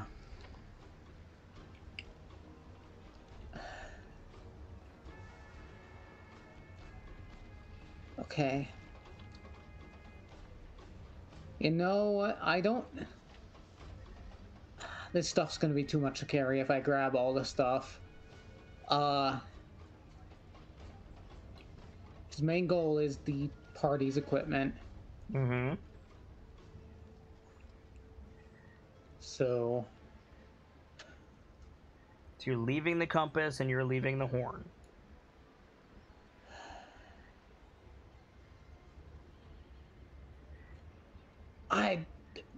See, the artificer instincts are shiny magic objects.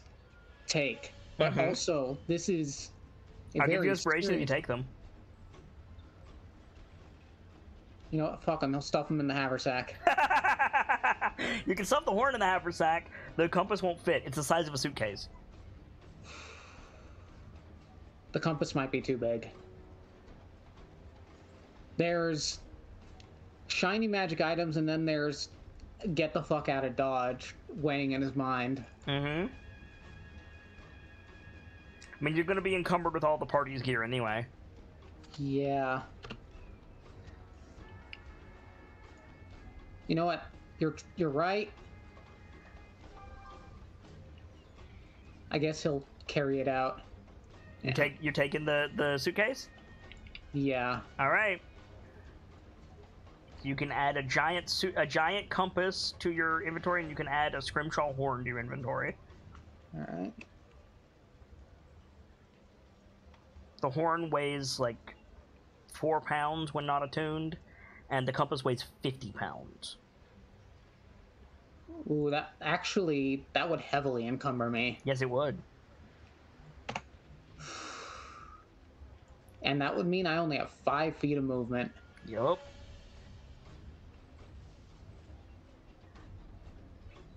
That's too much. Like, you could also attune to it. Fair, I could take the time to attune. All his stuff is unattuned right now, so... Doesn't that take at least an hour? Yep. But it's quiet. Yeah. For now. For now. Laying low is an option for sure. But also with the threat to the giants gone, like he was counting on the ghouls being a threat. Like yes, they were a threat to him too, but they're dumb. He could. They were a threat until the Jarl cast Avalanche. Uh-huh. Ass spell, by the way. Huh?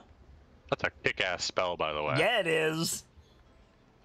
Like the ghouls would eventually just piece off. The giants are not going to. They're going to mount a search.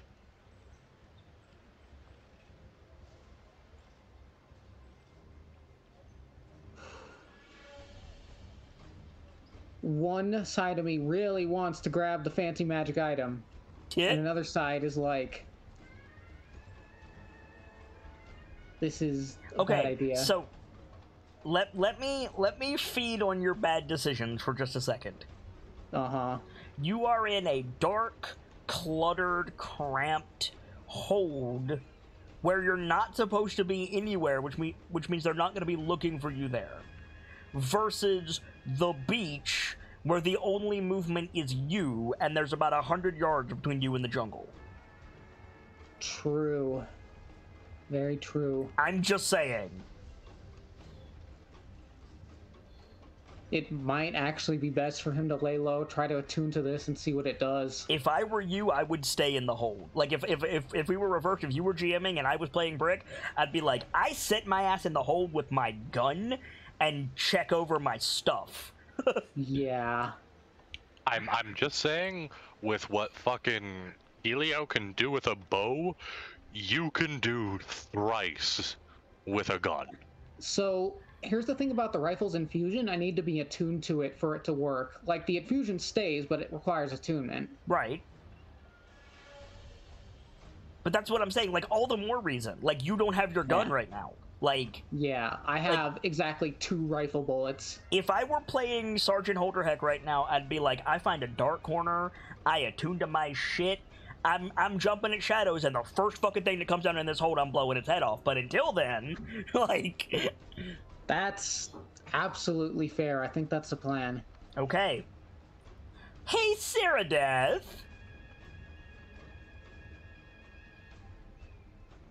Bucky? Yes. Oh, Hi! So, what's been going on? Because needless to say, I'm a bit out of the loop. Yes, you're a bit out of the loop. So, Cyrodiil and Congo were running towards the central, the boat where Shago was to try to rescue him. Right. Almost immediately, you got separated in the ghoul swarm. You and Congo got separated. And we didn't really see where Cyrodiil went. However, you went somewhere, because almost immediately Droofy cast Avalanche and froze every single ghoul. Oh. You do not want to get caught in that because it killed Congo. Oh, again. So I'm willing to say you got knocked into the hold of the first ship. Okay.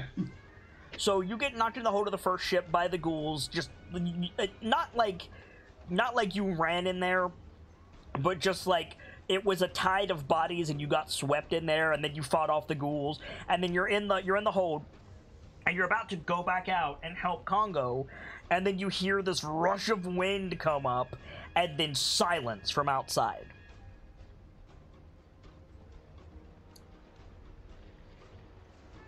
And silence is significant because prior to this, there was screaming ghouls in every direction, thousands of them. Yeah. And then it was just rush of wind, silence.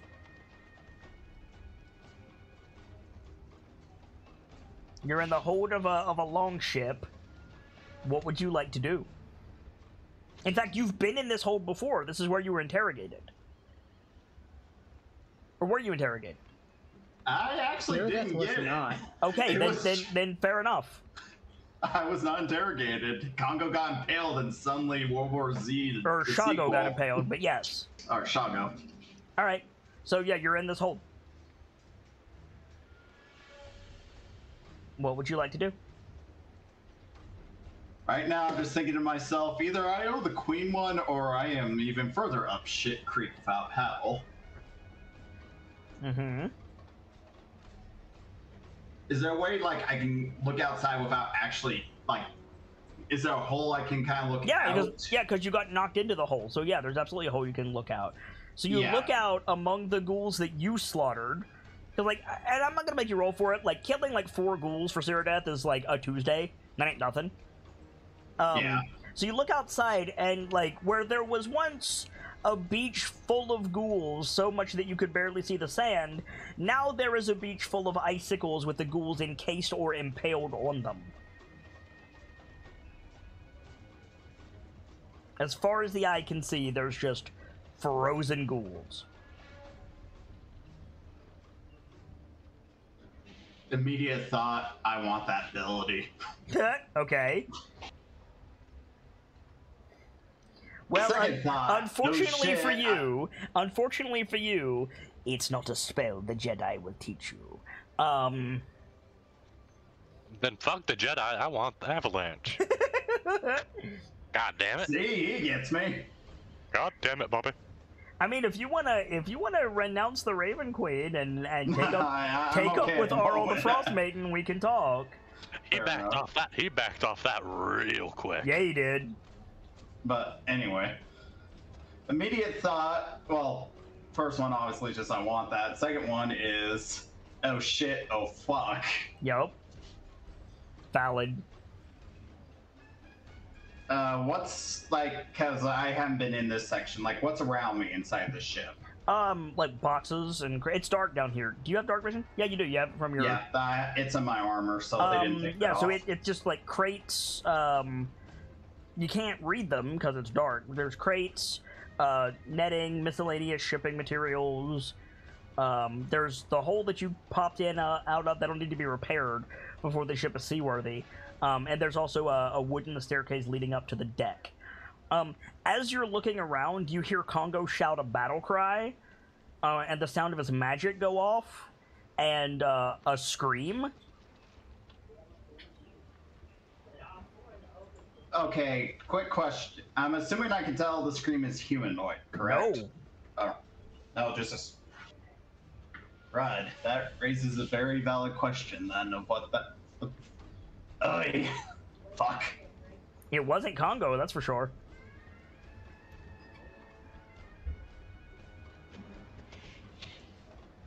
Okay. And then, yeah, and then you know what you're doing. Yeah, I'm just trying to think if there'd be any frost giants on the deck or not, because if they're not, then it might make sense for me to go up to the deck to try to get a better view. You want to go up on the deck? Oh, I'm wondering if it's smart to go up the deck. Sorry, I'm just still kind of adjusting to the what the hell just happened.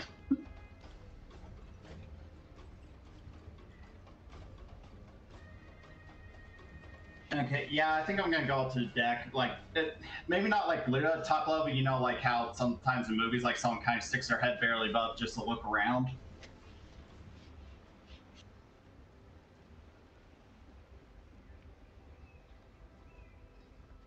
Hello? Hi, what'd you say? Sorry? Oh, I said, you know how, I mean, it happens all the time even in pirate movies, like someone just barely sticks their head above the, like, deck or such from the stairwell to kind of, like, look. I'd like to do that. Yeah, Brick did that just a second ago. Okay, so you pop up on deck, and you see Congo Tazli in the armor that he was wearing when you first met him, except this time it's gold, and the horns have like gemstones on them, and the gold is painted bright colors. He's climbed up the mast to where Shago was tied, and he's punching the icicle. And you watch it, he punches it, and the icicle doesn't break, and he looks up, and you follow his gaze as the Jarl was apparently standing on the bow of the ship, and she's turned to face him, and she holds her hand out, and Congo just freezes over and then explodes and flies off the ship. 9 hells.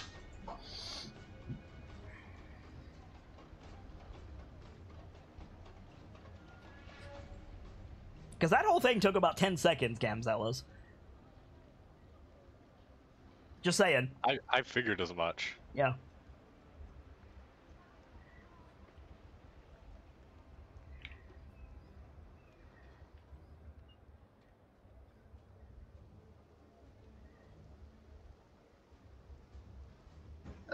Okay, so that icicle clearly is magical in nature because it didn't just shatter when punched. I mean, it's a thick icicle. It's holding Shago up slightly.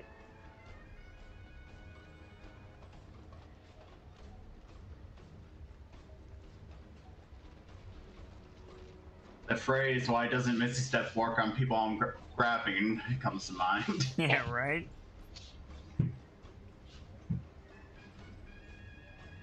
How's the Jarl looking? Is she just looking perfectly fine, or? For the most part, she looks a little winded. Shit, I'm trying to think if there's any way I can get shot. There's also 4 Frost Giants on this deck besides the Jarl. Oh. Yeah. God damn it. And this is what Kit is now forcing us to realize we're in the Nuzlocke run of Schult. Droofy is also wearing different armor from when you saw her last. She's still wearing the, like, Dovahkiin helm and, like, the Viking, like, breastplate, but now it's, like, it's got, like, a frost aura over it. In other words, wearing the B to level 2 character, you're about to enter level 20 area. Something like that. God damn it. I mean, Zerda's willing to do a lot, but also just mindlessly throwing your life away is not exactly in the oath. So what do you want to do? As much as I hate to say it, I probably just need to back down and try to at least try to find either a place to hide or try to see if I can get off the beach. Okay. So, like, I'm going back down at least into the hold. So you duck back down into the hold. You're back down in the dark. You don't hear, like, groaning from the beach, so Congo probably is not conscious. Damn it. And just to I saw where his body went, right? Yeah. It fell, like the side you came in. Like, you are in Longship number 1. There's a line of them down the beach, 1, 2, 3, and 4. 4 exploded. 4 is, like, a pile of splinters right now. You're in number 1. The side that you came on is the side that there's no other ship on. That's where the hole in the hold is. And that's the side that Congo fell on. Are there ghouls and icicles, like, kind of all up between me and him? And if so, how tall are they? I mean, you don't know exactly where he landed. You're in the hold. Oh, okay, fair. I mean, well, okay, first of all, because looking out, I would know. How tall, like, the icicles and the ghouls and everything? The ghouls are fully encased in ice, and the ice narrows to a point above their head. So I would say the ghouls that are encased in ice, those icicles are probably 8 to 10 feet tall, and the ghouls that were impaled, probably the same.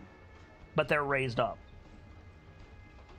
Is it like a solid wall, or is there enough space to, like, try to go between? It is absolutely not a solid wall, but it's definitely difficult terrain. I'm just wondering, especially considering it's dark, although I am wearing heavy plate mail, so that's not exactly helpful, but I'm wondering if I could use that to try and sneak around. It's up to you. Try to find Congo. It's up to you.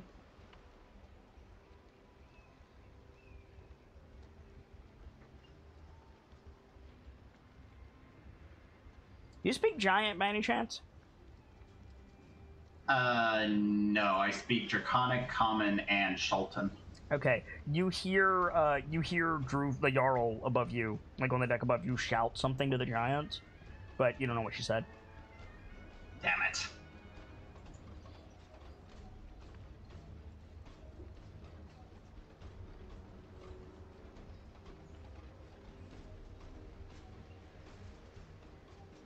Oh, okay. You know what? I I am going to try and go out there, trying to keep hidden between the icicles, so relatively low and all, trying to see if I can find Congo. Make a stealth check with disadvantage. Just to clarify, is there close enough? Is there like icicles and all and everything to the jungle? Yes or no? Yeah.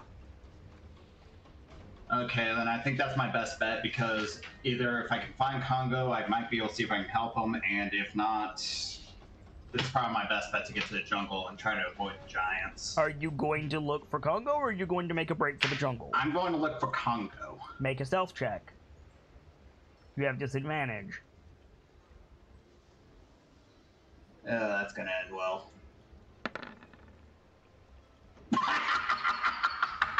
All right, duly noted.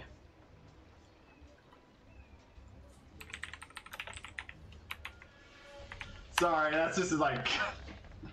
Hockey laughs, I sit in fear. The ice is my home as well, you beeps. Cool. Everyone sees you. Ah, god damn it. Droofy rolled a 25, the Frost Giants rolled a 21, you got a 19. Sorry, friend. I got a 19 on a disadvantage, so put that in perspective of what it was. Yeah, but Droofy got a 25 and the Frost Giants got a 21. Oh, that's pretty fucking good, Hockey. Yeah, it's pretty good. So now you have a choice to make. Run for the jungle or fight.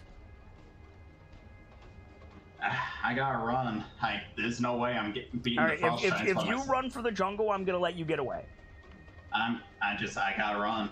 All right, you run for the jungle. Brick, you hear the Jarl shout something. You don't speak giant, do you? No. You hear the Jarl shout something. I've got one language token left, but... You just happen to find a book with a bunch of giant in it. I mean, no. The written giant language is secret for a reason. I wasn't aware it was secret. Never mind that. Yep. But the spoken giant, you could use a language token for that if you wanted. Sure thing. Okay. So, you hear the Jarl shout, clear the beach. And then, just a couple seconds later, you hear the Jarl shout, there's the lizard, kill it. Oh, no. Like... You are not attuned by this point. It's only been a couple seconds. No, he's gotta lay low. Okay. He, as much as it pains him to... Yeah, go ahead. He's just gotta trust in the other's abilities to be able to get away. Okay. At this point. You hear the sound of shattering glass and stomping footsteps. Yes, I said glass. And eventually you hear Droofy shout, like, "Don't let it get into the jungle, you fools!" And then the thundering footsteps recede. Okay.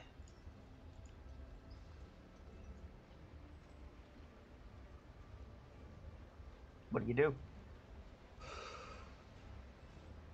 I don't think there's anything to do but lay low. Okay. Okay. Call high or low. Low. You lucky dog. Oh my god. So just as like an hour or so passes, you can choose your gun or the compass. I'm gonna go with the gun. Okay. Like, about an hour passes and you're just about to turn your attention to the giant-sized compass, and you hear much closer, you hear like cracking glass and ice, just like rhythmically, like it's being cleared away. And then you hear, not shouted but at a spoken volume, you hear the Jarl say, like, "Bring me my compass, I want off this damned continent." okay, that's a problem. That is a problem. Yeah, we're going to abandon the compass. Okay. This... So... All right, there are two options here. Put it back where he found it, or just leave his current hiding area and find another. Mm-hmm. The third option is shoot the giant in the face. Yeah. That's going to make a lot of noise. Yeah, it is. If you want to survive, there are two options. If you want to die... I mean, we're in Schultz, so if you want to die, trust me, there's always a multitude of options there. The choice is yours, and yours alone.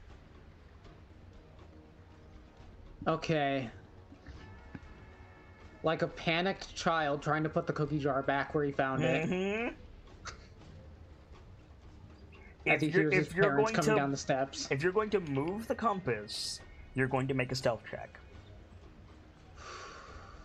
I have disadvantage on those because of my armor. Mm-hmm.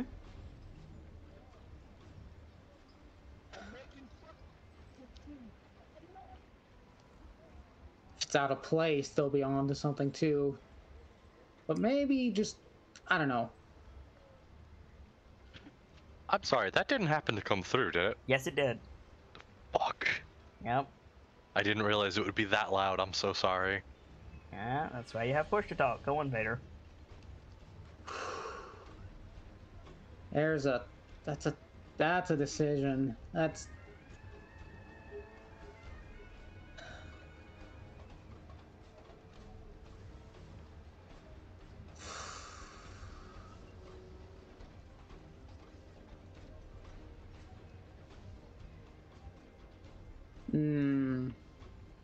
Come on. I think he's going to just leave it where it is, try to find another hiding spot, and try to edge out of the ship when he's not in line of sight. What's your objective? Getting the fuck out of Dodge. Like, to the jungle? I had another idea, but it requires another hour to attune. Okay, well. Because I could peace out with the Spear of the Tide Caller. You have the Spear of the Tide Caller. Yeah, but don't I need to attune to it? Yes, but you have it. Yeah.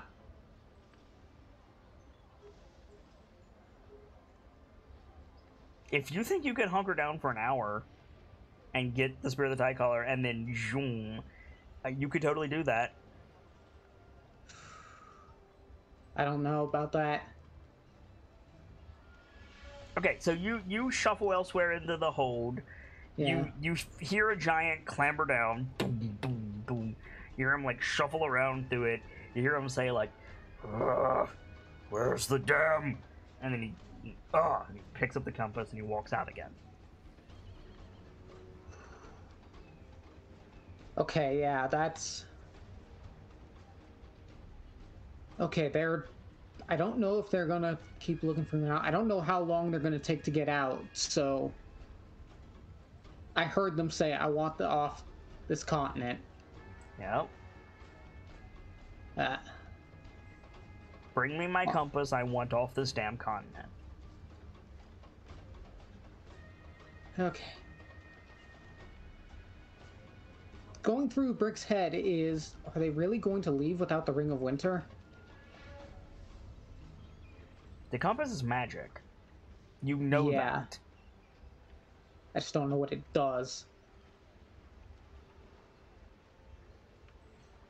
You could find out. That is true. I could find out and risk detection. I mean, giants aren't exactly quiet. I'm out of spell slot, so I could cast Expeditious Retreat on myself again.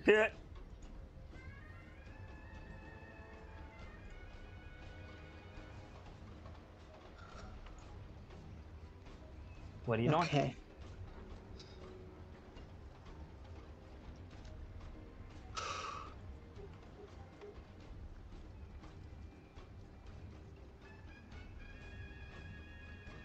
Oh boy. This might be time to get out.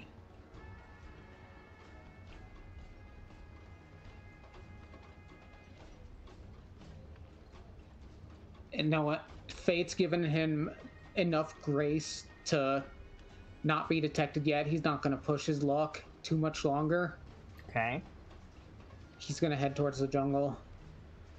Make a stealth check.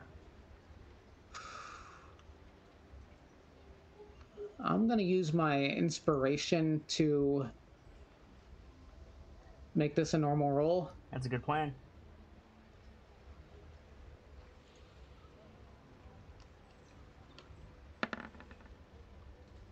Oof. That's not good. Oh, it's not. Could have been worse, but it's not good.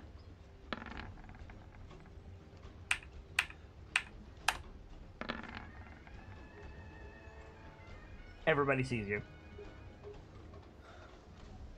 So yeah. so you hear, it's not the Jarl, but you hear one of the giants shout, What are the prisoners?"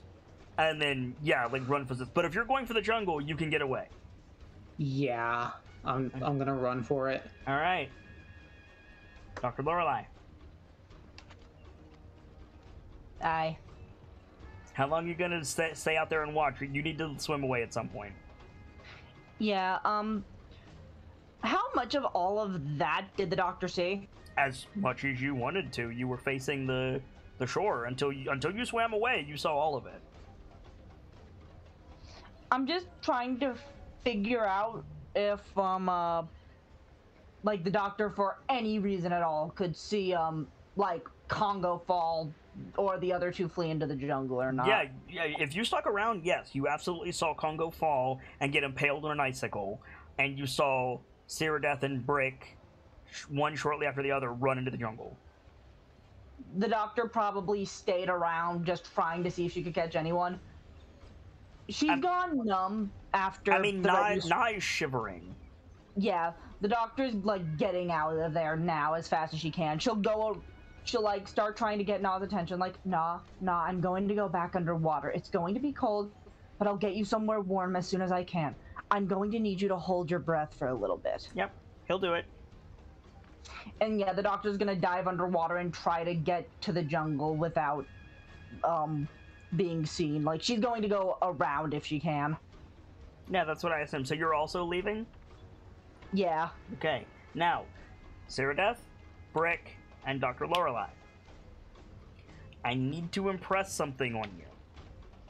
All three of you have escaped to safety. If we fade out on this scene, Shago is dead.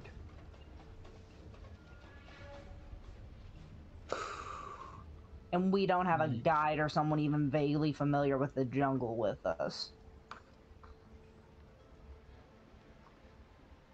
I think you all made the right choice, but I'm just telling you, Shago is dead.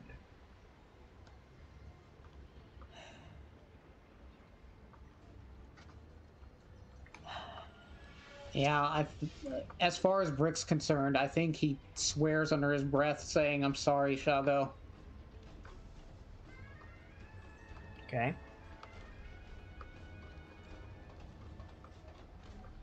Cyrodiil, Dr. Lorelei? Just Queen's damned.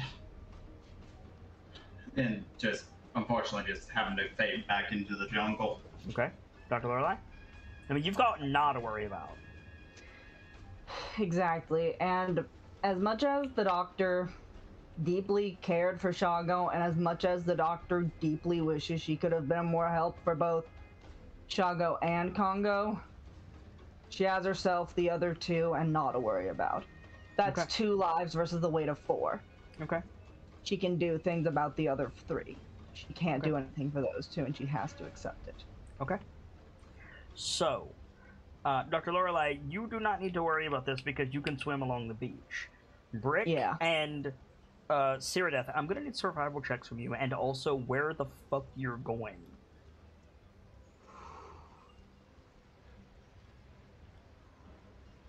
Can we...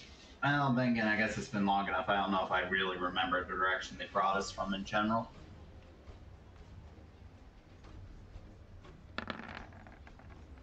With that roll, sure. But you were traveling for days. Yeah. God, that's not good. That's not good. I'm just trying to think. It's like, if I would even have an idea where we are on the map, as it were. Like, which general direction You to go, absolutely like... do not know where you are on the map, as it were.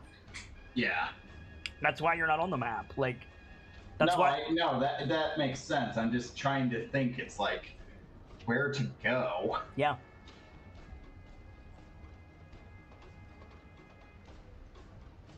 I mean, Cyrodiil and Brick are not stupid.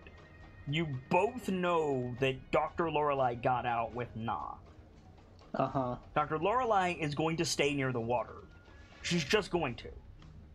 Yeah, it's just the question is whether we don't know which way she would go. You do. So You do, because I don't remember who it was, but somebody told you how to get back to the port. It might have been Musharib. It was either Musharib or Shago, I don't remember which one, but one of them said, keep the ocean to your right hand and eventually you'll get the port. Okay, if us being told that, that's what Cyrodiil would do. Yeah. Stay close enough in the jungle, at least until sure the giants are coming after us, but still able to see the beach, but not just like walking out in the Right. open. So then, yeah, as evening falls, I think the two of you, that is Brick and Cyrodiil, the two of you find, like, one of those, like, pillars in the shallow ocean with the bridge connecting it to a cliff on the mainland. You know what I'm talking about? That's the type of place where you build a watchtower. And there's a little inlet carved into it. And in that inlet, you see a fire. And coming out of the jungle, you both see Dr. Lorelei and Nah huddled around a weak fire with, like, their supplies. Cold, but undead. Well, okay, cold but not dead. Yeah, alive. Undead, there's a whole different You are situation correct. there. You are correct. So, Dr. Lorelei, just as you're, like, wondering what you're going to do about dinner, you see Brick and the dame, like, start to come up the beach. The doctor's eyes widen. She rubs her eyes to make sure she isn't, like, just fucking seeing things. And then she's going to tell Nah, stay here, and she's going to, like, run over to them. Okay. Well, you swim over to them because there's a Yeah, little like, swim. there's a little channel. Yeah, like, just hop into the water and swim over, stumble her way out of the water. You made it!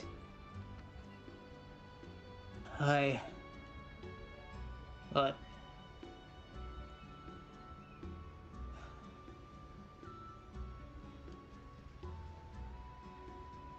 I saw Congo die, and there's no way those giants are gonna let Shago live.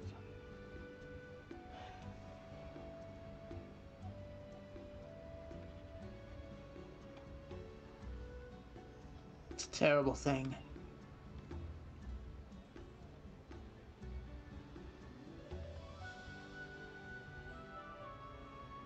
Agreed. Queen, damn it. I overheard them. I picked up off what they were saying a bit. What were they saying? I just heard them say... I heard the leader say, I want off this continent. Well, they're don't- gone. Or they should be if we're lucky. Will they leave without the ring? I don't know. They might for a little bit to regroup, but... I don't know anymore. It's a long ways to their ordinary habitats. Just kind of shakes her head. I don't know anymore.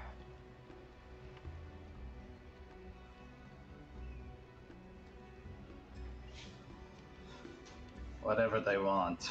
Unfortunately, do not know if we are by ourselves will be able to stop them if they decide to stay. Not yet, anyway.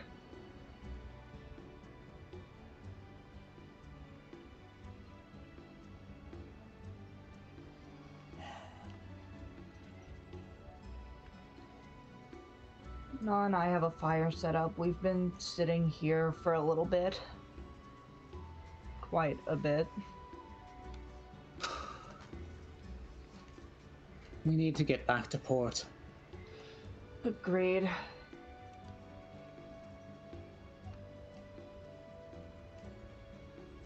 We need to get back to port. It's where we're safest. It's where we have the best bet to regroup. It's where we... I'll have to tell somebody what happened to Congo and Shago and Scratch and... gods.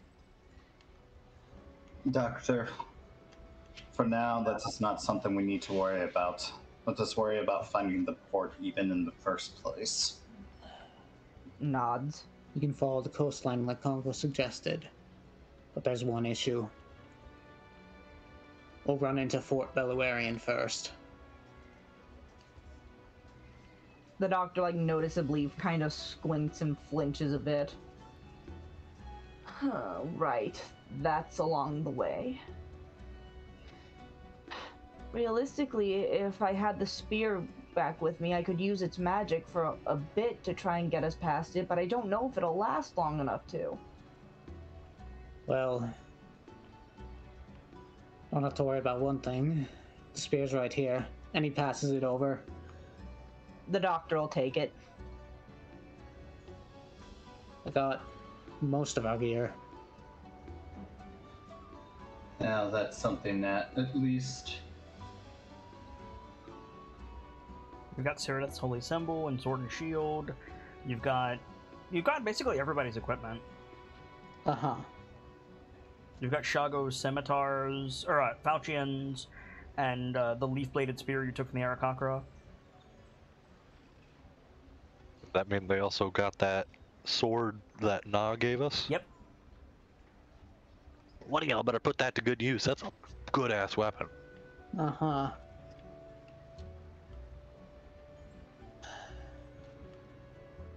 But seeing the falcons and the leaf-bladed spear,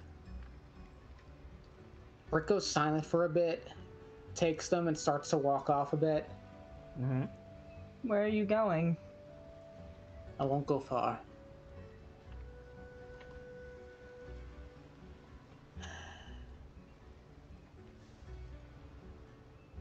He's gonna make a monument. Okay. How so?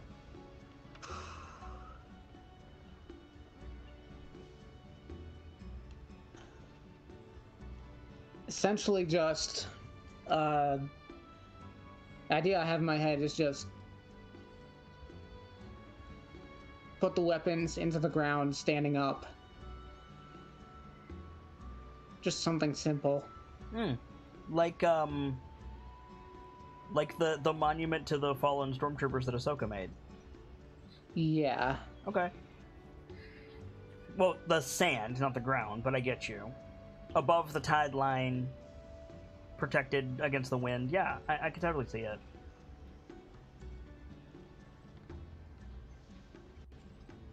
It's not much, but it's something, certainly.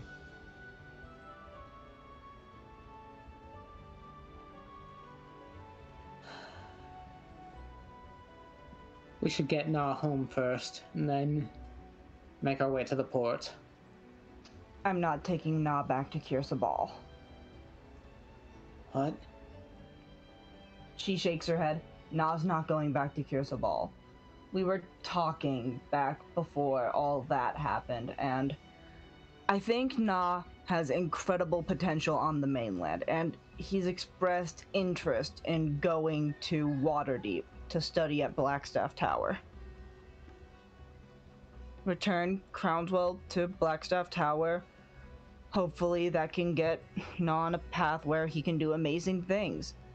He won't be able to do those things if he's here. I don't disagree with you. I'm aware that if we But we'll help be Na... attracting the ire of his aunt. Exactly. Na pointed that out to me, but I want Na to be happy, and I don't want Na to be subject to this. And she kind of spins around in a circle, like with her arms up. This isn't something children should have to bear witness to. What Na witnessed on that beach, as much as I tried to shield it from his vision, he should not have ever had to witness. And he'll keep witnessing it if we keep him here.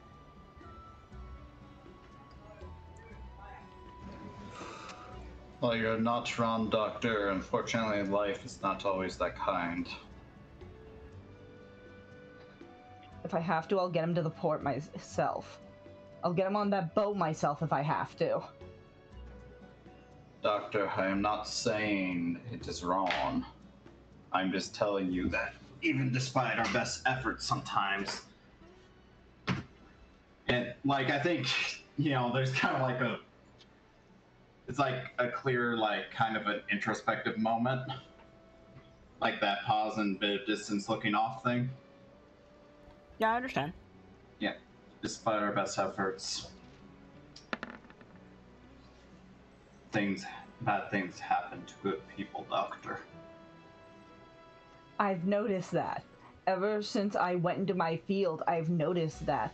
But the best thing we can do is try to prevent them. We tried. We tried with everyone. We tried with Sparky. We tried with Scratch. We tried with Z. We tried with Congo and Shago. We tried. And that's all we can do. And if I can try to get Na somewhere better where he can thrive, I'm going to. I have to try.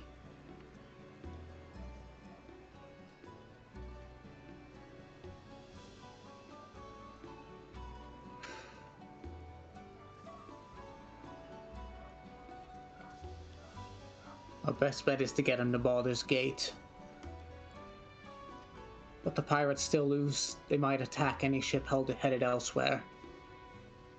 Get him to Baldur's Gate, then what? He's human, so we can get with that, but where will he go from there? How will he get to Blackstaff with just Crownswell?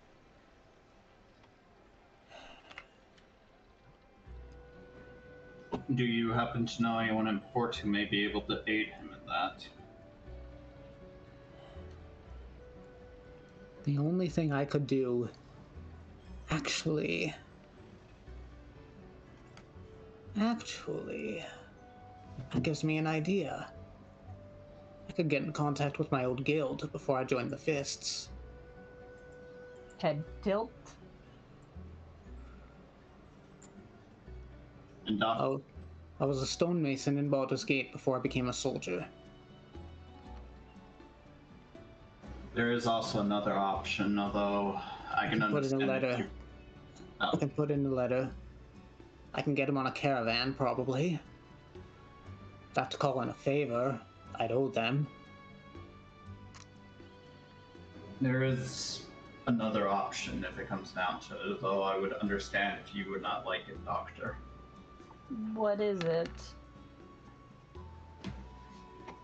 If I remember correctly, Madam Red has said that you're a declared family, correct? Yes, but I don't know. I can't ask her for a favor after I go back to port and have to tell her what happened to Scratch. I can't bring myself to do that.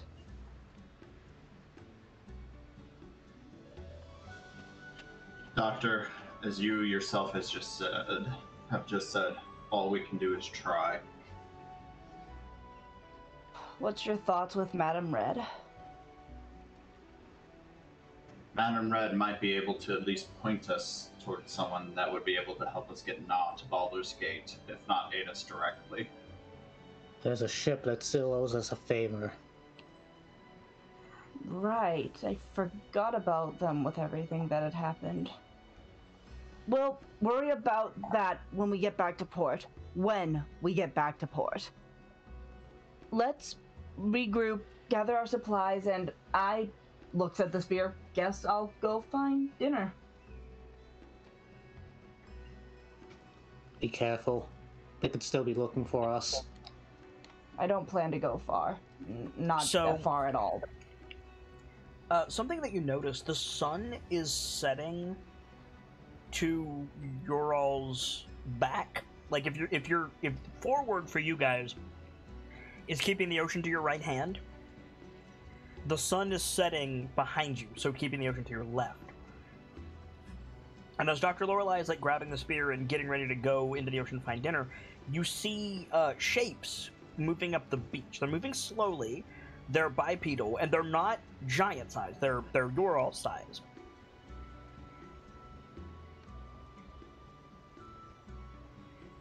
The doctor will, like, try to get a better look, like, kind of narrow her eyes, trying to see. Make a perception check. You're looking into the sun. Yay, this is gonna hurt.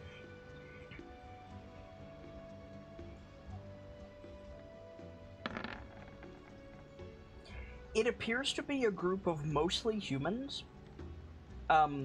Three very obviously Chultan, I don't remember what they're called, gladiators? So, like, you know, guards. Three, like, humans or possibly half-elves, it's difficult to tell, wearing, like, pith helmets and survival gear. And, Yeah. and two tabaxi walking in front. The doctor will kind of tilt her head and say, I see people. They aren't giants, and they don't look like they're with the fist. They look like they're with the port. They look like gladiators. There are two tabaxi with them, and a few others. I can't tell if they're human or half-elves, but I think they're heading this way. Out of character, I think I might recognize these tabaxi. You absolutely recognize the tabaxi. Oh, no. Is it River and Flask? It is River and Flask. Oh, no. I believe the phrase is "oh" and "shite." Oh. Should we stay out of sight just to be safe, or You have what a do you... fire. You have a Fair. fucking fire. I don't think they're going to be aggressive towards us. If they are, they're in for a treat. Yeah, so as you guys are They staring are, and my- wondering what to do, you see River and Flask, like, stop short and, like, look forward. You see River, like, put a paw over her eyes. And then they apparently say something because the guards come forward with their shields up. And then, yeah, the group starts approaching you. I'm guessing they noticed us, and it looks like they're coming this way. The doctor's, like, gonna put the spear away to be as non-threatening as possible. Yeah, and eventually these 8 people are in front of you. It's 3 like explorers, 3 guards, none of which you recognize, and River and Flask. And as you recall, I get them confused. Give me 1 second to double check. Excuse me. Where the hell is the handout for River and Flask? Because I want to make sure I get which one is which. Because I always get this wrong.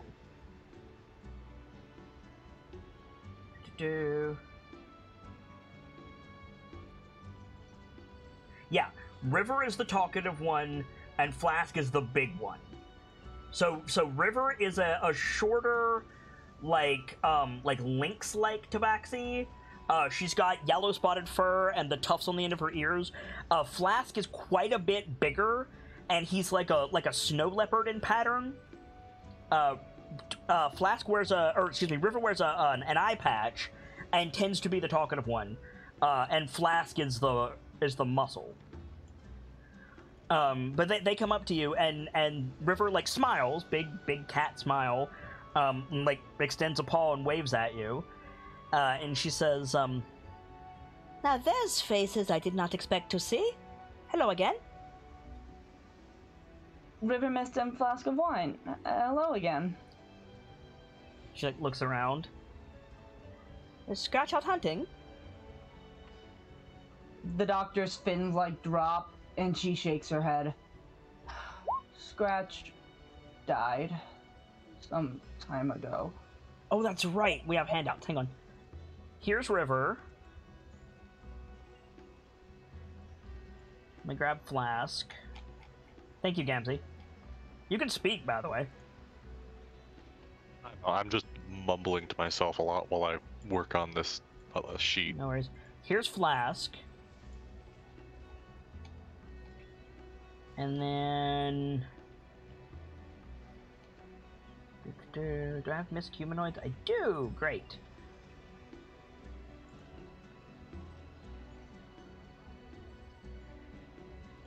The guards look like... I'm gonna put a token on the board for the guards so you can see what they look like. The guards are dressed kind of like this. Gotcha. And then...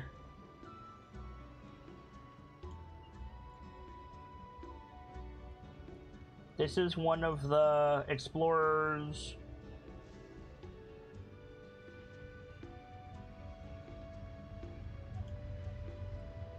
And the other two look kind of like this. There you go.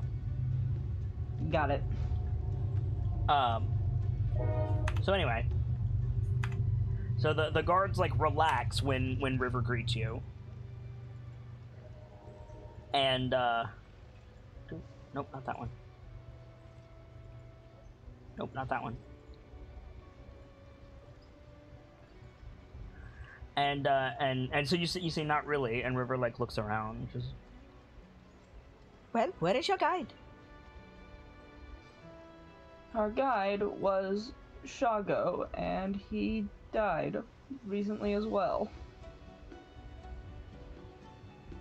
Well, lucky for you, we have reduced rates on rescues. That's Claire from Zero Death. Can you repeat that? We have reduced rates on rescues, lucky for you. The doctor kind of sighs a little bit, but she doesn't say anything. She's kind of just rubbing one of her eyes again. At least from the group's interactions and what Scratch has told them, that's, you know, rather nice of these two. Yeah. True. Oh, come now. You don't have to pay until you're safely back in port, you know that. Appreciated. River says something in the Cholton dialect, and the gladiators and the explorers start to head toward the fire. There's a little boy in there. He's with us. Why is there a little boy with you?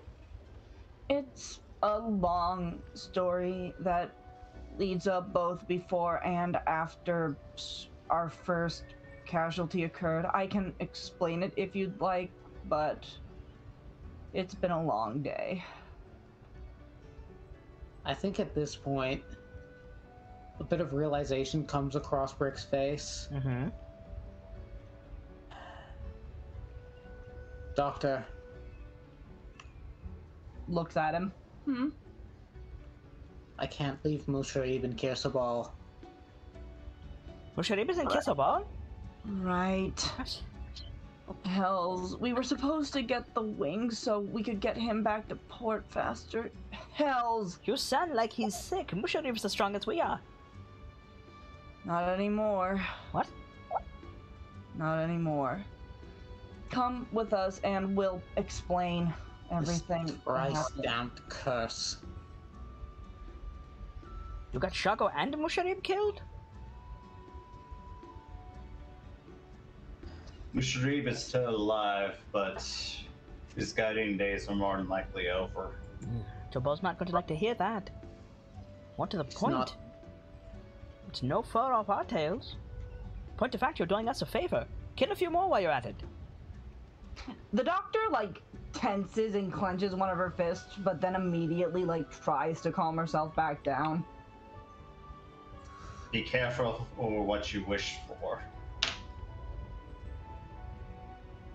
Yes, but I wish you would remove more of our competition. River, like, looks around at the like sky, like, come on, spirits, do your thing. The doctor just sighs. I was about to go hunting to grab us something to eat. You look like you lost a fight with a Spinosaurus. Sit, we have rations. The doctor will sigh and she'll take it, whatever. Yeah. No, So you guys actually, like plop down by the against fire. Go ahead. Spinosaurus. I missed what you said, but go ahead. Actually, we won the fight against the Spinosaurus. We Congratulations. lost the fight against the Frost Giants. What's a frost giant? I mean, We'll, I understand what the words mean, but what is a frost giant? we'll explain that as we explain everything else. So yeah, you guys like all plop down by the fire. Flask produces one and starts passing it around.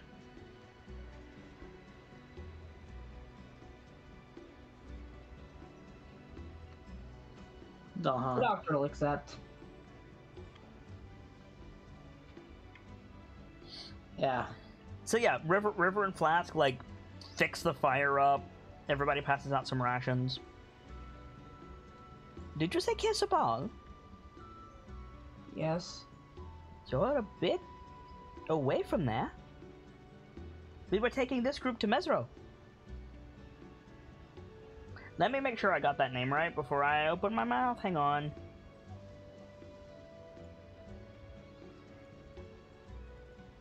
Before I waste my time. Yes, Mesro. I was right. We're past Mesro, aren't we? No?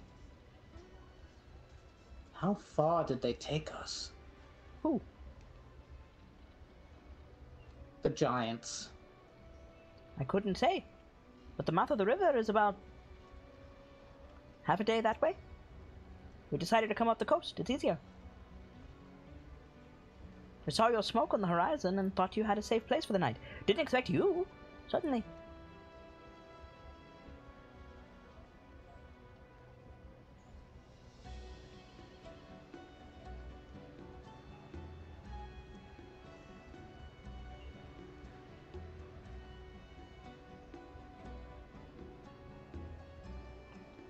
All I know is I need to get back to Kirsabal. It's a bit out of our way. You'd have to pay us. Happily. Though I suppose pay us when we get back to the port, as there's not really much use in carrying the money around out here. You're going back to the port after, right? Yes. Alright. So, leave our favor with Madame Red. Everything's fine. We'll be out here for a good few weeks yet.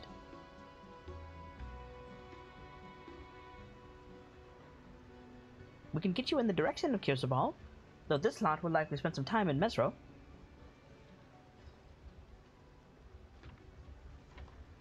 What were you doing in Mesro again, Outlander? One of the humans, like, looks over. We received word that there may be, strange illusions in the area. I'd like to find out for myself. River rolls her good eye like Outlanders.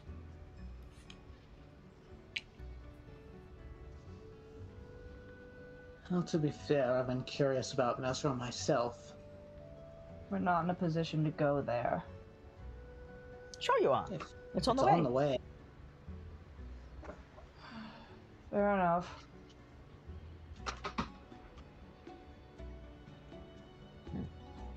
Cyrda's just hand over brow, like the whole just, oh god, not again. Moping is not going to bring your guide back. Oh, the only thing moping does is slow your reflexes. Have some wine and rest yourselves. You're still in the jungle. There'll be time for tears when you're back in port. Or Kirsabal if you think you're welcome there. I am fairly certain we would be welcome in Kirsabal, yes. River, like, looks over. And who are you? And Na looks at Dr. Lorelei like, do I answer that? River Mist, Flask of Wine Company, meet Prince Na. Prince Na, this is River Mist and Flask of Wine, family of our first guide, scratched face of a gold coin. Na gives a little bow, and River, like, looks at you like, Prince? And River says, Prince of what? Again, part of the very long story. Well, Flask and I don't move during the night, so you might as well start talking. Yeah, and the doctor will basically just... I think when the doctor starts going, Cyrda puts, like, the hand in front. We don't know, that's just what he introduced to us as. Make a deception check. Actually, make a deception check with disadvantage, because straight up, the doctor already refuted that. Okay, that's a decent roll. Insight is wisdom? Yes. Yes. Got a nat 20. Sorry, Hockey. Damn it! What is with tonight? It makes you feel better. Hockey, River Flask, River River Mist and Flask of Wine. River Mist and Flask of Wine are two of the most big-time liars in the port. That's true. That's very true. But still, it's like, damn. Even if you rolled a 19 and they failed, there would have been suspicion because they are the liars. They know liars just as good. So you say that, and River like narrows her good eye. Probably narrows both eyes, but she's got the eye patch over the other one. And she says, "It sounded as if your companion knew something. Why the secrecy? Have we offended you since we left port? I understand we had a role, but we made well." Sarah, there's no good in lying to people about Na's whole deal, and no good in lying about what we've experienced out here. If anything, it'll bring more harm. Doctor, the problem is if the right people know about him, he'll instantly have a bounty as soon as we walk into port, if not before. He has a bounty, does he? No.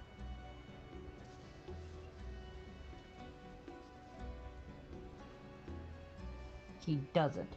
By all technicality, I suggest you begin clarifying, good doctor. if I was allowed to talk, I would start telling you everything from the moment we left the port with Scratch, Sparky, myself, and Sergeant Holderheck.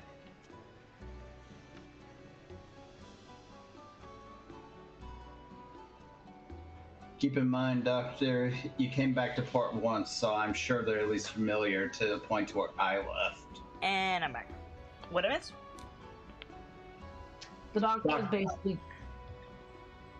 Oh, go ahead, sorry. The doctor was basically saying that if I was allowed to talk, I'd catch you up from everything from the first time we left the port. Okay. Because the doctor isn't sure if they were... The Sips can't remember if we interacted with those two before we left again. We didn't, but we were hanging out with the Tabaxi a lot. Yeah, so you were hanging out with know. the Tabaxi. Then rectify the doctor's statement. After James Cyrodiil, the sergeant, myself, and Scratch left the port for the second time. You had Shaco with you.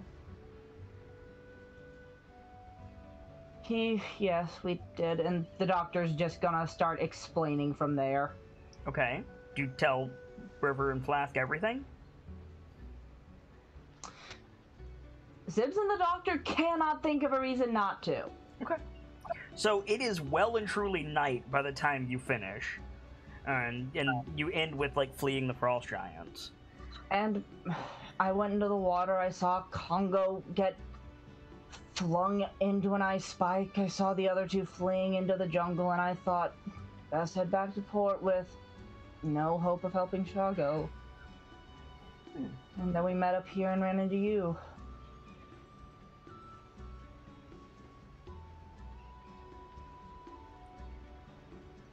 Shaco didn't charge you enough. The doctor kind of laughs a little bit. I don't think anyone could charge us enough to get into any of this.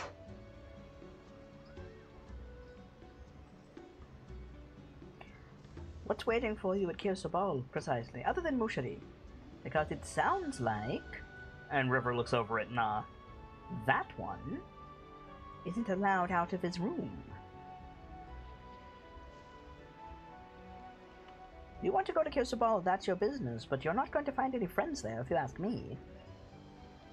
That's my concern as well. If we go back, then we run the risk of being on their foul side and not of being caught again. Worse. And they've likely sent out searchers by now.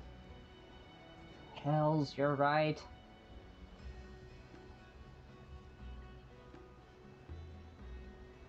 Depending on their orders, those searchers may not feel like talking. They may simply say, or they may simply have orders to take Na by any means necessary.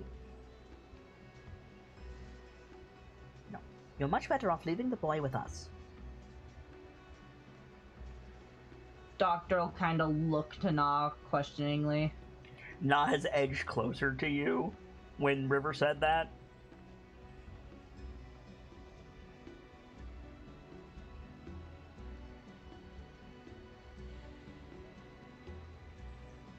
Is there a way to roll to determine an ulterior motive? Yes, it's other called than an insight check.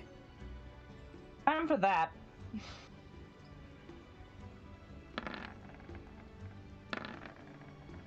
Okay.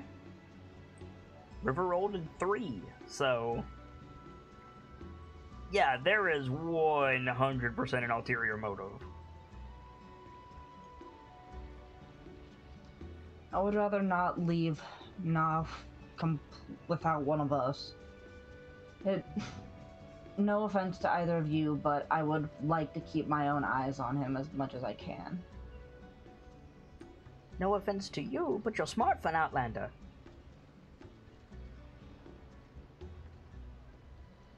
I am medically trained, and I am trained with people. Cyrodiil, I think, does a bit of a face slap at that moment. Fair enough. Or not face slap, face palm. Mm-hmm. I'll call that a victory in your favor then, good doctor. Yes. The boy is valuable.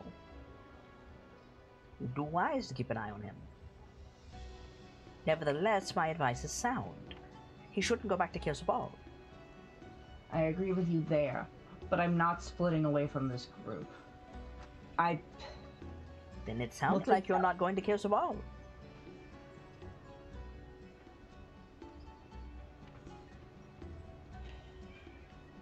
If I have to go to Kirsabal alone, I will. I'm not leaving No. Musharib there.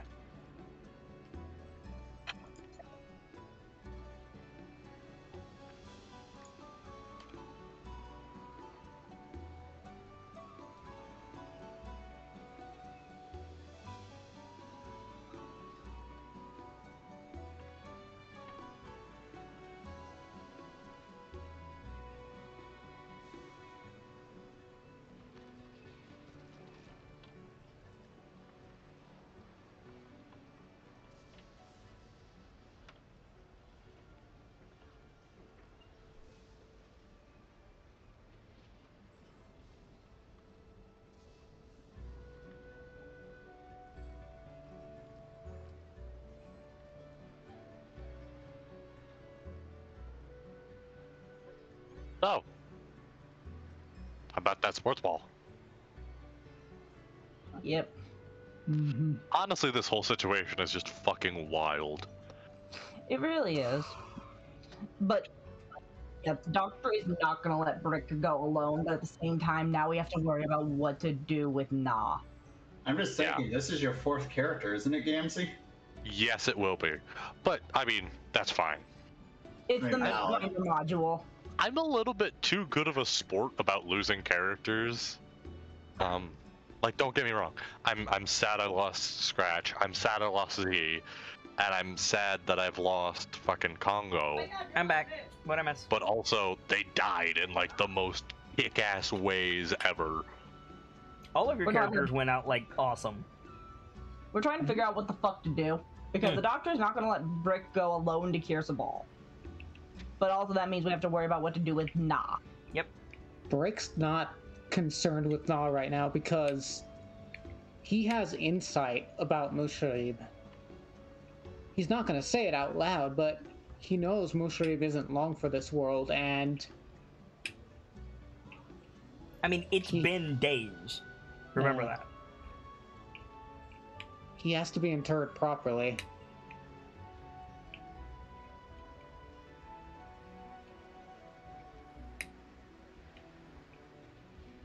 Like, okay, so I misspoke there because there is absolutely no way Brick can properly inter Musharib because You can't ship him off to Baldur's Gate. yeah.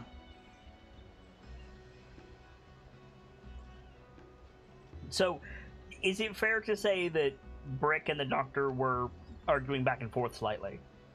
Yeah. Okay. So I think after a moment, River says, "Can you defend a point?" And she's looking at Cyrodiil. Yes, I should be able to do that, especially Wonderful. with my gear back. Sorry, what? As River says, wonderful. You and our guards can defend Mesro. The doctor can keep people alive. Keep Na there. The explorers can do whatever it is they do. My brother and I can take the dwarf to Kirsabal. I'm sorry, I've quite forgotten your name. Brick. River. Slow nod.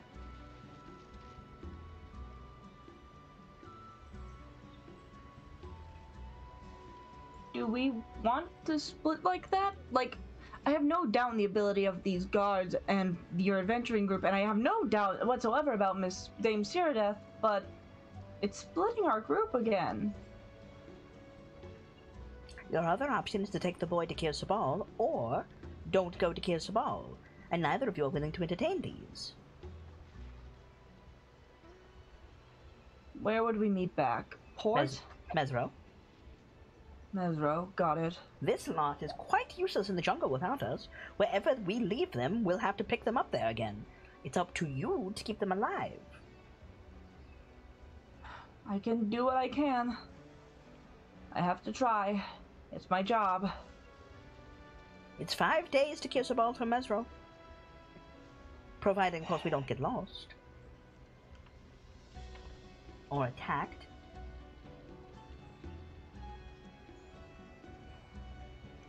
Don't worry about me. If I remember correctly, That means at He's- least 10 days in Mesro, not counting any time spent in Kirsabal.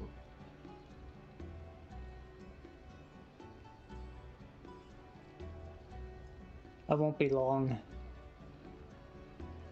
Somehow I doubt that.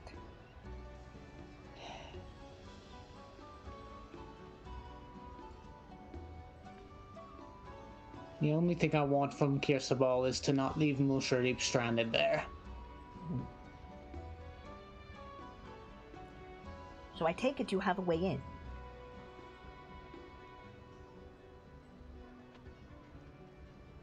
Well,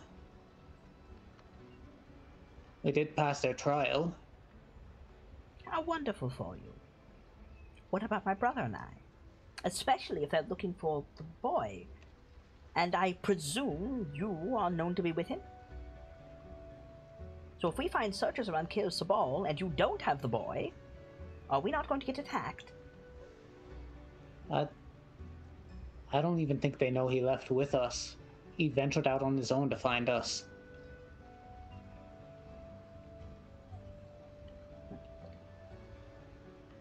They feign innocence. Feign worry about the boy. Strange adventurers come to my village, and within a day of our departure, the prince goes missing. Yes, no, they had nothing to do with it whatsoever. There's a word for you, Outlander. And that would be... Naive.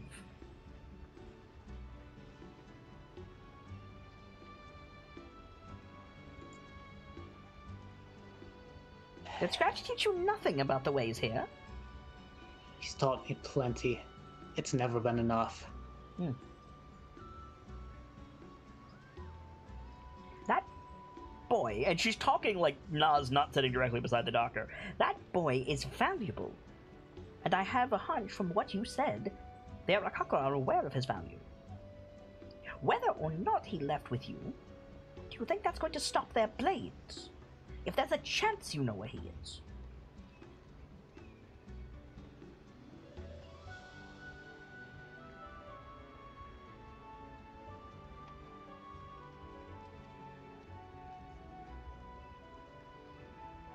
Sorry, thinking.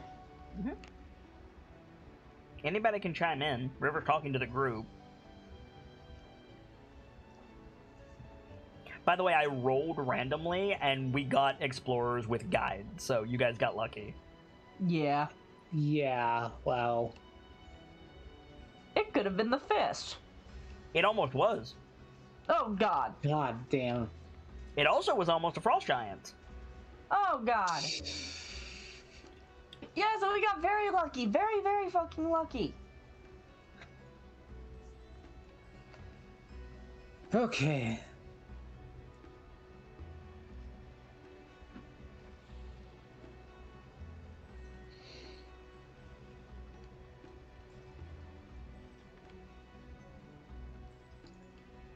What if I offer a trade? The boy for Mushadib.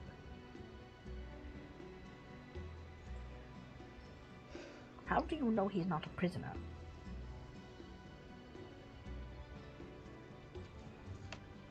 I don't. I also don't know if he's already dead or not.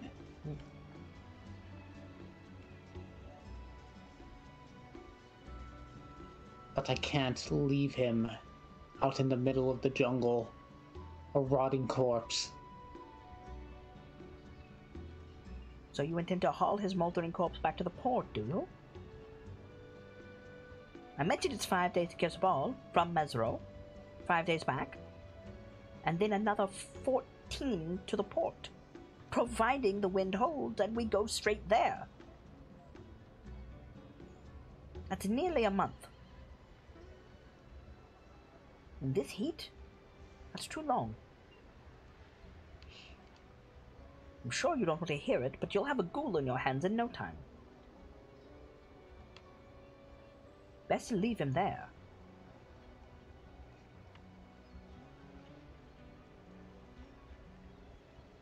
So he can be denied reunion with his son.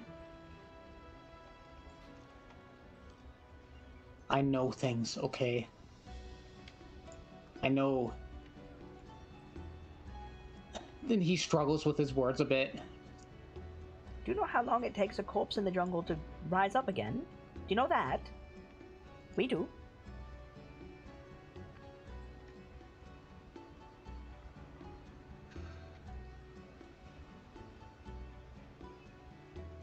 Do you know what they become? In what order? We do.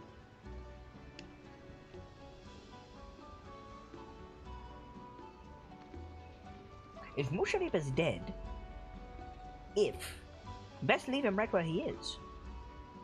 And if he's a prisoner of the Arakakra, well, at least he's alive. And high above the rest of this hell.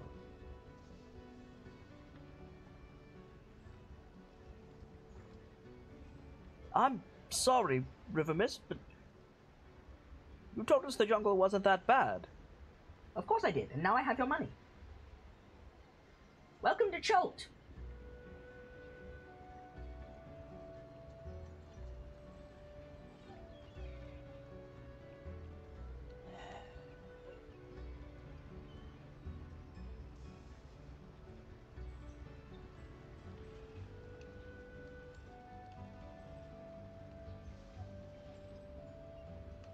If I leave...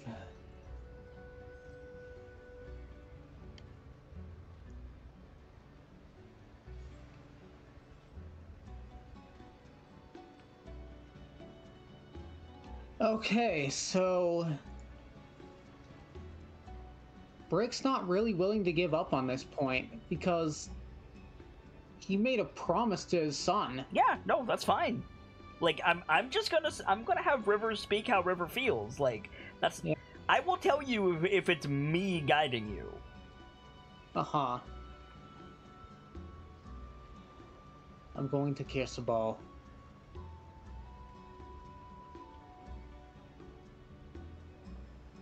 No matter what. That's fine. Just be prepared for what you're going to find there, on the way. And again, I ask you, as your guide, do you have a way inside? Because it sounds like the answer is no.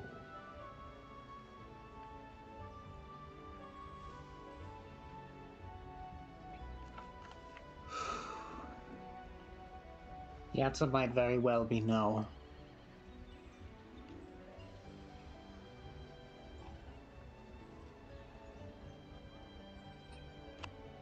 I may not have a way inside, but I have a way down again. Turns to Nah. You can use my flying machine.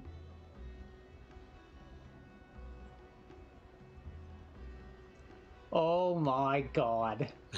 That is... River quirks an eyebrow like, the fuck? Right, Because you Brick guys saw don't those know. blueprints. Mhm. Brick saw those... Mm-hmm. That might actually work. The child has a flying machine. Like, actually. Na's a genius. Like, I'm not even being dramatic in that case. Na is a literal genius.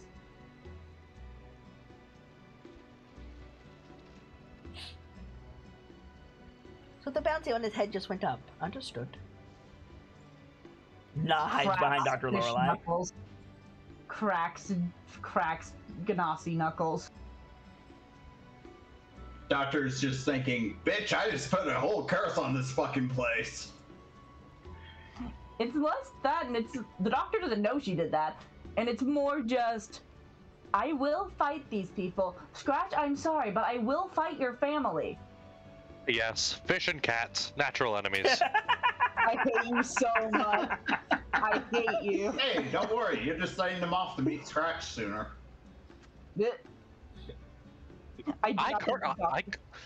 I curse the waters of this country. Don't make me curse your entire people.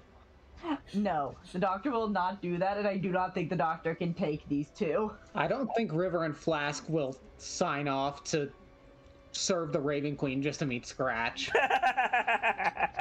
It's Who cute said that you think that? they have a choice. Yeah, I was about to say, who said that they're getting an option in any of this? That's cute that you think Scratch will let them off that easy. Right? Alright, come on, you two So, fuckwits. We got a welcome lot to of your work to first do. day at work. What are you talking about, Scratch? What first day of work? You owe me. What do you mean we owe you? Scratch pulls out an itemized list. Anyway. You owe me approximately 632 favors. Anyway. You can pay for us to protect the boy, yes? Most likely, with some bounty money we got a while back, we You can have pay the more than the haversack- princes? I don't know. How much? Do we have the haversack still? Did we get that back, Brick? I have got it here. Because there's money in the haversack. There is. I'm trying to remember, what did you throw in the haversack beside... The horn. Oh, yeah, whatever that was. Right. Can you pay This more thing. to keep the boy safe than the princes want him? Coyote especially. Did we ever write down exactly how much gold, copper, and silver we put in there? Because it's specified here. I think it's on the list. Hold on. It is, but I'm asking, like, do the characters know how much that is themselves? Yes. Yeah. On my person, I have... Wait, would the doctor have any money that was on her person? Because she started hiding it when she was taught to in the port, and she just never stopped. Yeah.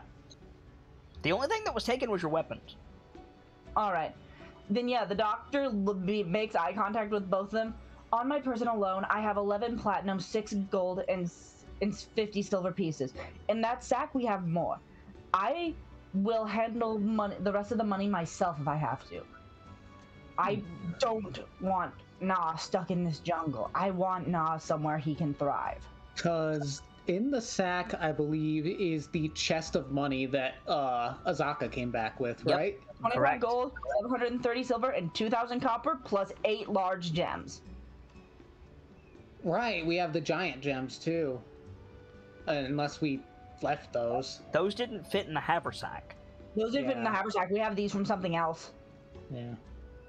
But, I mean, you could have grabbed them. Yeah. Okay. You will forgive me for indulging my cultural significance. Prince Coyote will pay a great deal for the boy. Prince Coyote doesn't need to know.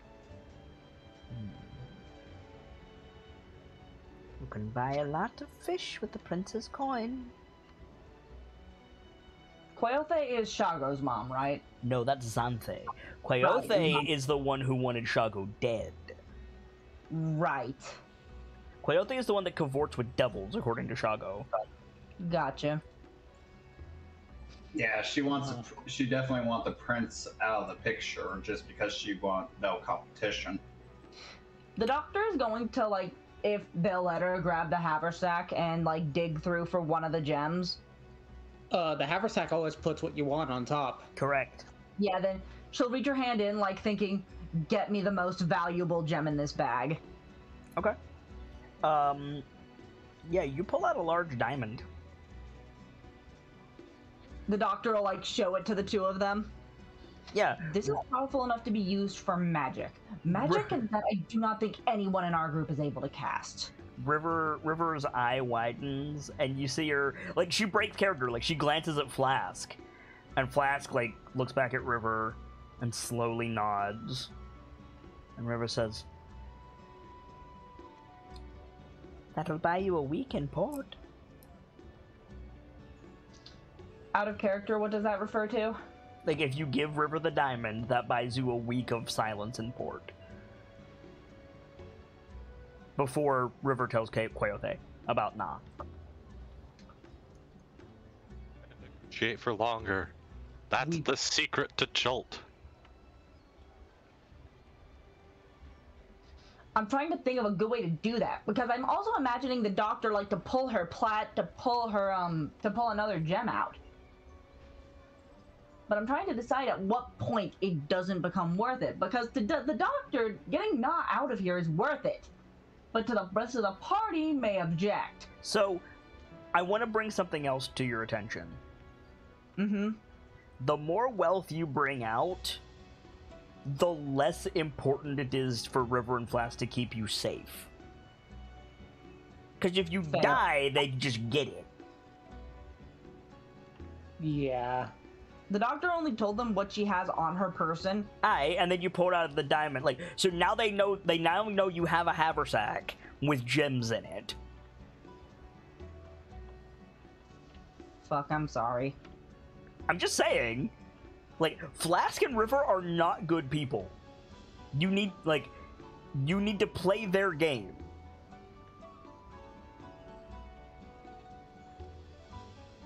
The issue is I don't know how to play their game. The doctor doesn't. You don't know, but other members of your group might.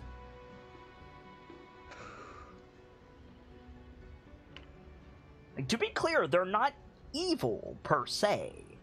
They're very much self-interested neutral. Correct. Also, you can probably... Scratch has expressed to you that all Tabaxi have something that they're weirdly obsessed with. Yes. If you can find out what either of theirs is, you already can know. use that. You already know what they're obsessed with. Hmm?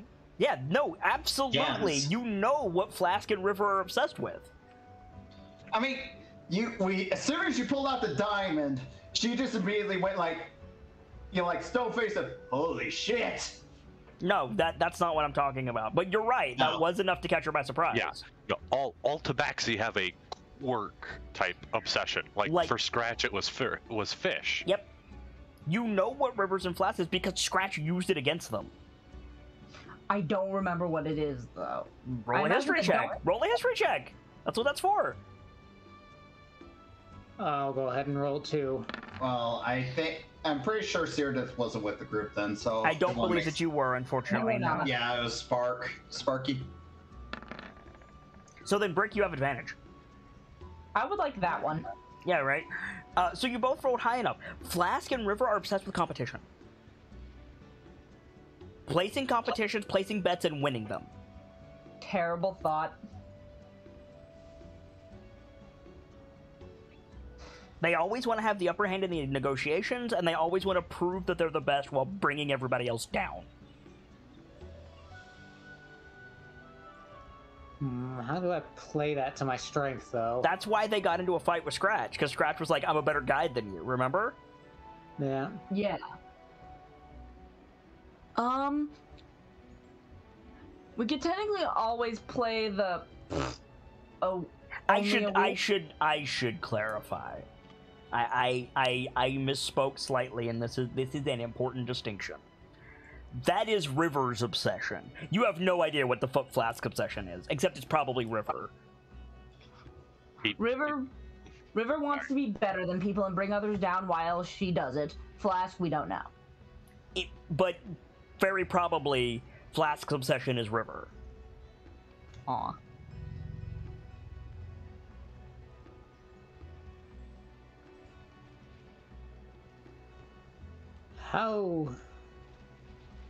How do I play that?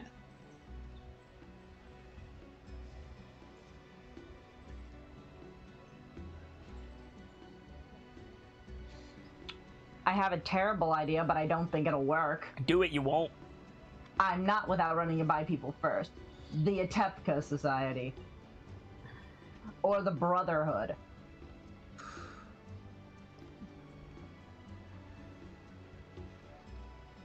I have another idea. Mm-hmm. What is it? I couldn't.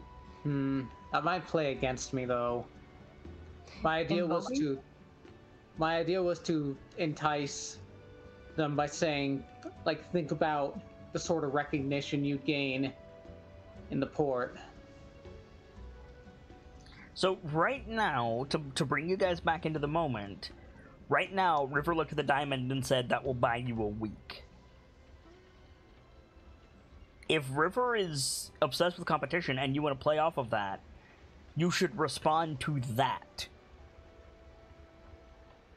Yeah, that's what I've been thinking. Like, how do you make a competition out of a week? Easy. Who said Really? it would take us that long to get Gnaw out of port? No. See, you take it the other way. Really? That's all you can do? That's as long as you can keep quiet? I thought you could do better. Like, I would recommend listening to the resident Tabaxi expert. Yeah, that's what that's valid. I was thinking about saying that, but then I wasn't sure. I second-guessed myself. Shit. So By- yeah, I think that's... By the way, Gamzelis, thank you for the very interesting Tabaxi 5-Point Fox lore. Oh, actually, that's a real thing for base lore too. They Yeah. all have a strange quirk. Yes, sure, valid, but we have expanded on it. That's fair. Yeah. Go ahead, Sibs. I think the Doctor plays this either like... I don't know who would be the best to compare it to, Congo or Shago, but she kind of like straightens her back, pulls the diamond, and puts it like behind her head, and goes, "Only a week? That's the best you can do?" And she's kind of like smirking and quirking an eyebrow. Make a persuasion check with advantage. Do. Yeah, totally. So River's ears like peel back and flatten, and she kind of like narrows her good eye at you. And she says, "No, of course not." Glances at Flask. "We've been quiet for years. We've done so. We never told Azaka the Scratch was obsessed with her. To her face. While we were sober. What are you getting at?" I'm trying to think of a good enough amount of time. I'm just saying that we give you a diamond, and yet you can apparently only keep quiet for a week. Honestly, that doesn't sound like very much. If you need more than a week to smuggle someone out of the port, that's your problem. Well, here's the thing. With a little bit of studying and research, my own magic could improve enough to use this, so I could probably figure out how to do something a little better with this if you really don't want it. Better? Better than us? We're the best guides in the port. The best secret keepers in the port. We can find anything that you need. We can get the boy out ourselves. Can you now? I don't know, if it takes you a whole diamond just to keep quiet, I'll be honest, it doesn't sound very impressive. Fine. You all took this so beautifully well. Fine. We'll take you to Kister Ball. We'll get you inside without being seen, and we won't charge you for the rescue back to the port. Now give me the diamond. Holds her hand out, the diamond in the other hand. Deal. just said you wouldn't charge us. That was for the rescue. The diamond is Yeah. for Nah. I Yeah. see. Fair enough. The doctor will like hold her hand out. Deal. So like River like goes to grab your wrist, and Flask like grabs hers and pushes it down, and River like spins around like, "What are you doing, Flask?" And Flask like mumbles something. You can't tell what he says, and River's like, "No, I'm not getting ahead of myself. Yes, they're good for it. No, they need. Fine. Think about." And Flask or River switches to Tabaxi, and they start like mewling at each other for a bit. And River is getting more and more irate. The doctor's just keeping her hand out, like ready for the handshake, holding the diamond. Exactly. And eventually, like you could tell by their body language more than what they're saying what's happening. Arguing. Yes, they are arguing, and River is losing. And eventually, River like folds her arms and huffs, and Flask just like turns and looks at you and shakes your hand. And in common, River says, "I'm gonna go secure the beach," and just walks out. And after a moment, Flask produces said flask, takes a drink, and just holds it out to you. The doctor will accept. Yeah. And she's gonna leave the diamond by River's things. Yeah. Pleasure doing business. Flask nods at you.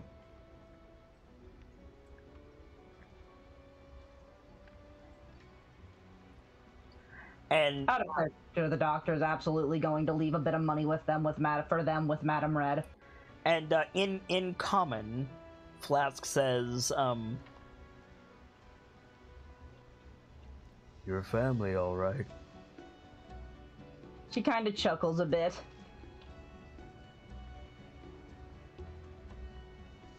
Thank you. Sorry about Scratch. I should be saying that to you. I'm going to have to say it to Madame Red. She knows. She kind of flinches and her fins like straighten out. I'm not shocked. Grandmama knows everything. Did the doctor get back Scratch's rapier, the stars, and the cape and everything? Yeah. Yeah, Frick grabbed all of that. Got it. I was just wondering to make sure because, like, the doctor was going to return the rapier, the stars, and the cape when she got back to port. But yeah, Flask said Grandmama knows everything. Yeah. The doctor's, like, fins kind of flatten out. Well, I don't know everything, and I still want to return Scratch's things to her. I have the cape, the stars, and his rapier. Yours. What? I like points at the rapier and the stars. Yours. I can't keep these. They were his. Jungle's dangerous. I've noticed.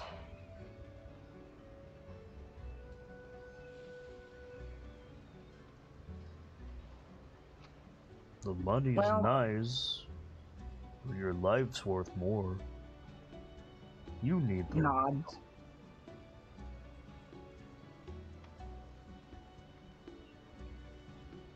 I want to bring something of him back to port. Points at the cape. She nods. I was gonna bring it all back to the best of my ability. Like, Flask glances at Brick and his ears twitch, and he goes, "Fort's looking." What was that? Fort's looking. The fort's looking for Brick. Yeah. Oh, I know. Mobilized.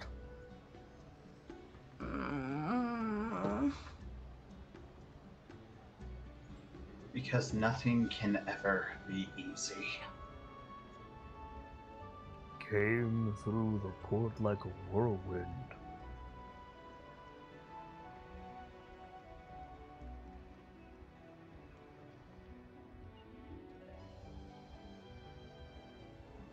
How did the ports react to that? Prepared for war. They just marched through, up the river.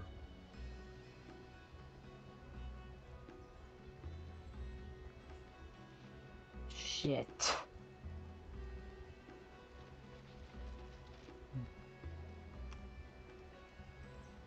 Tairiki.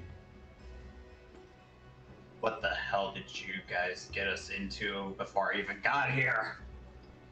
Like, that's sort of asking the doctor and Brick. We didn't do anything. Porter started it, and Brick was sent here to try and finish it. Ask River.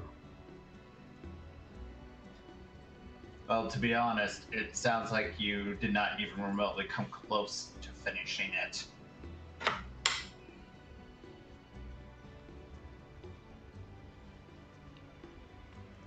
Brooke's gonna take a look at their map. At his map or the Tabaxi's map? Well, I guess... I don't know, actually. Because River and Flask have a different map. He'd probably ask, can I compare our maps? Yeah. You totally can.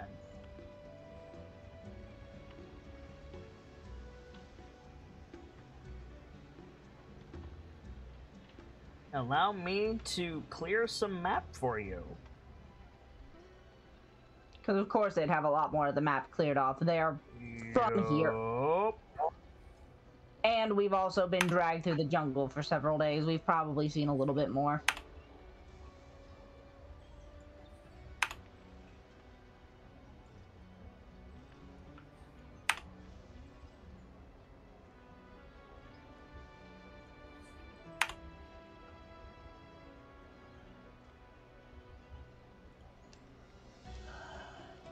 Holy shit. What do they want from the Tairiki? Why are they headed that way? Sorry, I fucked that up. I figured, because from everything I remember, the Tairiki is basically just leads to Firefinger. Yep, I fucked that up. I'm sorry. Yeah, he did not say Tairiki. He said Soshin Star. Yeah. Oh, good. That's Yeah, this is the map that you guys compare. Uh-huh.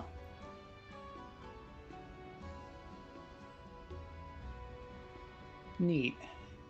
And then Flask says, "Ask River." When she gets back, we probably will. So Flask just turns his head. River. A few minutes later, River pops back into the cave. The diamond is by your things, and we have a couple of questions.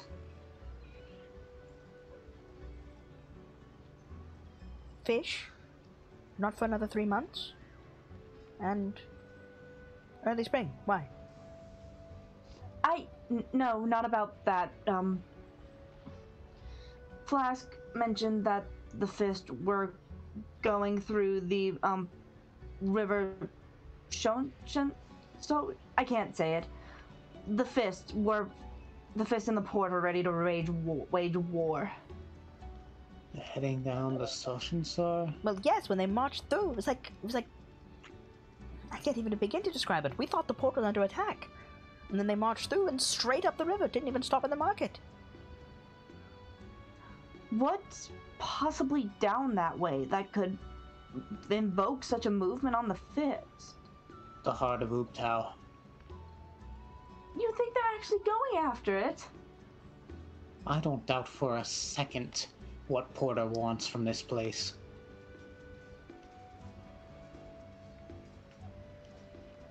Oh dear. Unless she can fly, she's not going to get to it.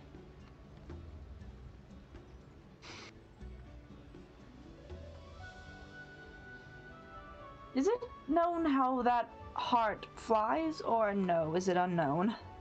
Are you asking River or me? Bit of both. Primarily, that was the doctor asking, like, is there any legend or anything for it, or...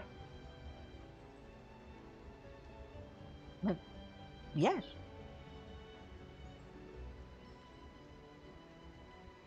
It is the heart of Ubtau's champion, set to watch over the jungle forever. It flies with divine edict. Fair enough. Fair enough. Oh dear. Regardless, I don't know much about that, but it can't be good if Porter wants it. Or her intention for it can't be good if she wants it.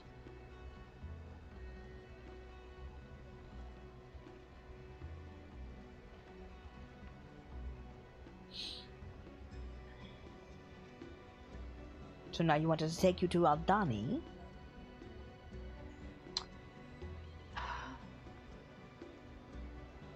The doctor will look to the others like, well, shit. Because, okay, out of character, realistically, we are not in a position to go fucking take on the Flaming Fist.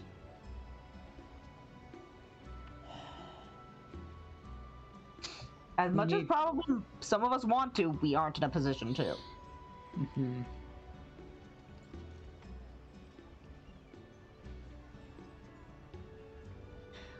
We'll need supplies, we need a new guide, and I don't know if Flask or Wind and River Mist will stick around after we get back to port. I do not think they will. Not if you don't hire them. And here's the thing, I don't think realistically we can afford now that they know the whole spiel. You can if you challenge them. We'll keep it in mind for later. Anyways. By the way, just for the sake of it, y'all are here. We're a good bit away from port. Oh yeah. I thought we were further north because Mesro's on the way still. Yeah, it is. Huh? That's what River said. She said it's about a half day that way. So did they... I guess they could have taken a ship. Did they take a ship out here? You don't know. You just know they were walking up the beach from the way that you came. They were walking up the beach this way when they found your camp. Okay. Interesting. Yeah. But, point of order, both Shago and Dazaka got lost repeatedly. Yeah.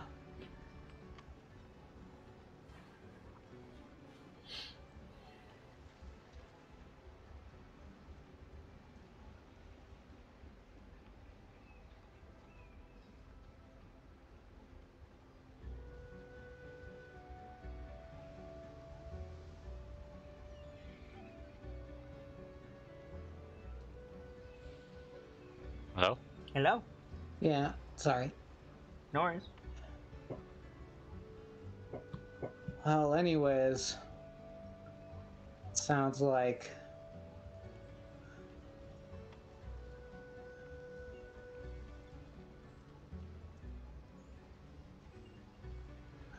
we need to resupply in port first, but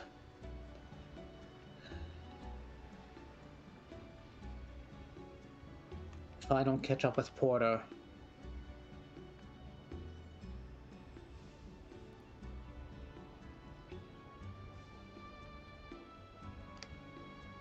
it's not going to end well. It's not going to end well if we just go after her in our current state anyways.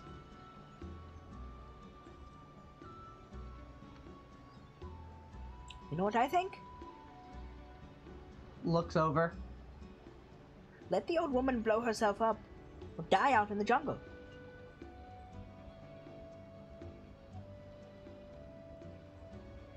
That's also a possibility, but I have a feeling, a very, very bad feeling that it might not work that way. If you're going to get to the heart of Utao before they do, you need to leave in the morning, and you need to hurry.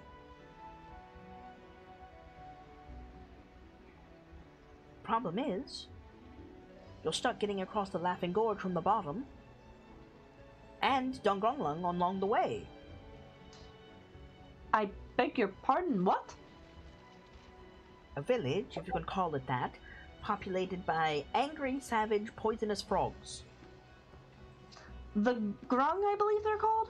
Dongrunglung, yes. Okay. Well then, To say nothing of all the undead. Hell's right, we'd be heading back into ghoul territory.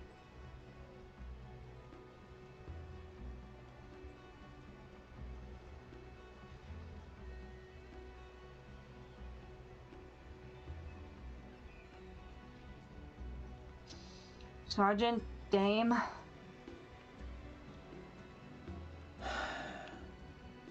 If only the Dance of the Four Winds was still an option. It is though. We have the seeds. We can grow the orchid.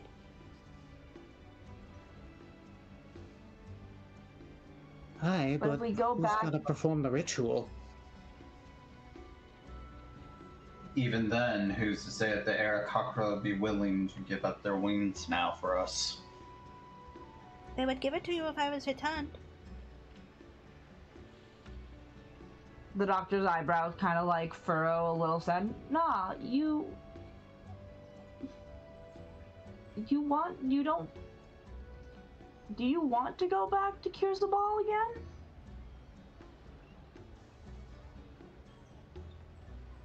I told you my plan, Doctor. It is the safest plan. Sibs is trying to remember what Na's plan was. Na's plan was to sneak into the ritual, gain the wings, and use that to fly to Port Yanzaro over the bullshit. Right. The doctor will nod slowly. I agree with you there, Na. Your plan is a good one, it's just... What you call ghoul territory? Is it like what we saw on the beach? If so, I would prefer to fly over it. Ghoul territory is a little more spread out than what we witnessed on the beach, but regardless, yes, flying over it would be a lot better than us walking through it.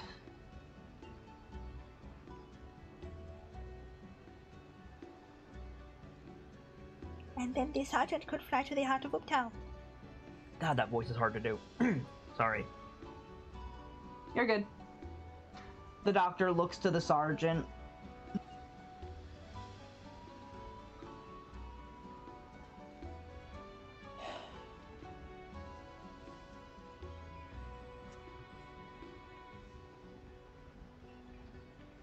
There's probably a bit of a dour look on his face. Probably.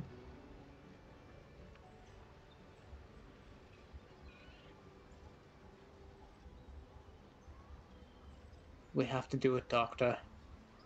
Or at least I have to.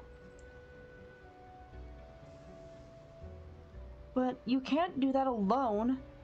You're an amazing man, Sergeant, but you're one man.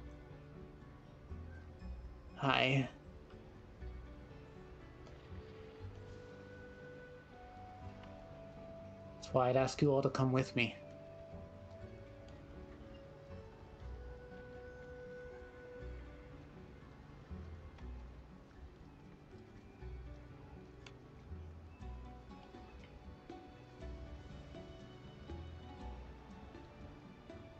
What The if... doctor, sorry.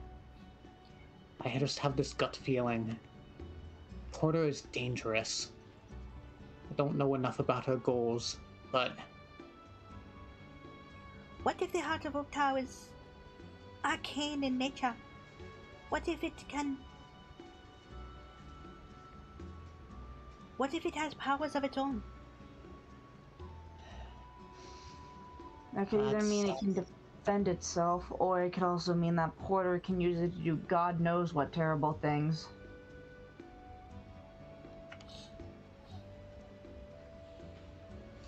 Here's the thing, unfortunately, Brick wasn't privy to Porter's conversation with Scratch. No.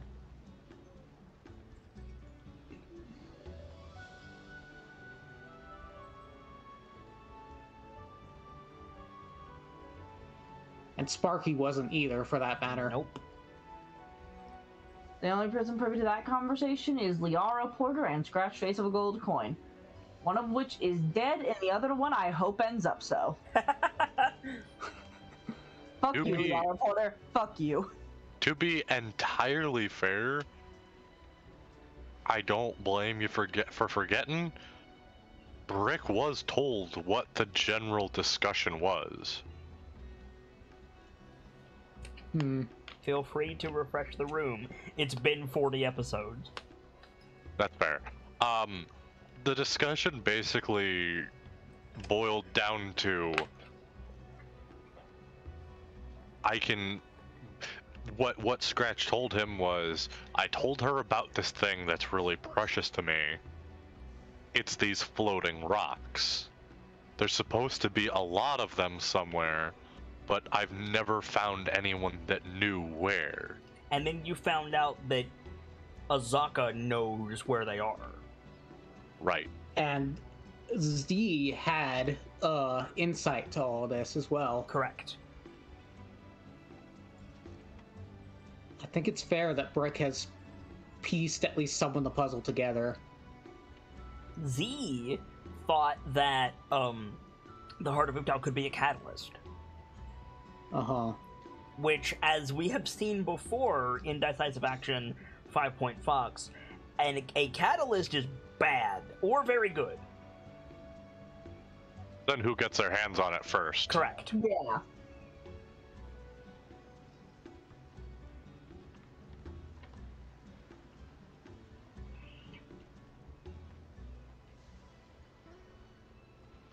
So, from the sound of it, we get Na back to Kirsabal.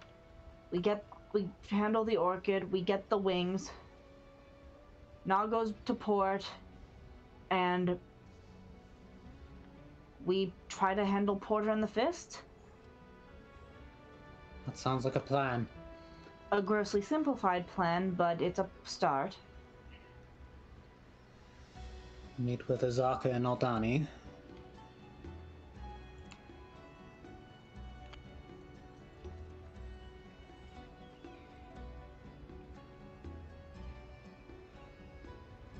Oh, and sorry, never mind. Go ahead. It was just an afterthought of my refresh on the fucking rock situation. Go ahead. It was just that Scratch had told Brick that Porter took the floating rock and asked Brick if he ever got the chance to get it back. But, you know, that's, like I said, that was an afterthought. That is not super important. Mm-hmm. Uh-huh. The only thing is, I think I might need to go back to port eventually anyways, because I need to get more medical supplies. I'm down to very few healing supplies at this point. And if we're taking on the Fist, I'm going to need more.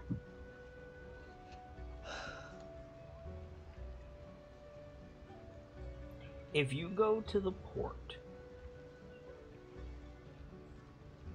then you will very likely not be able to beat Major Porter to the Heart of Uptal. Now, that being said, just because Major Porter gets to the Heart of Uptal does not mean game over. Means things will get a little bit harder. Potentially. Or she might not even be able to figure out how to use it.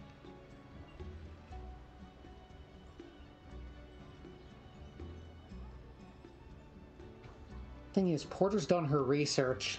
Like, Such research that exists. yeah.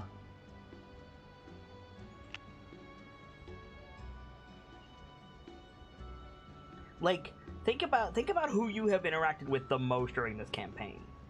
Guides. Musharib, Scratch, Azaka, Shago, Flask, and River, right? Yeah. None of them know dick about the Heart of Ubtao. And they're natives. So Azaka knows where it is, but she doesn't know what it does. Not only are they natives, they make their living out here. Yeah. He is kind of a native, and he was only able to speculate.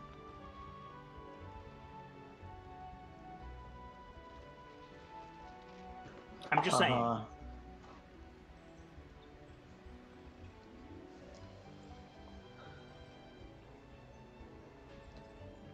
Honestly, like, out of character, I think the best plan is to make haste.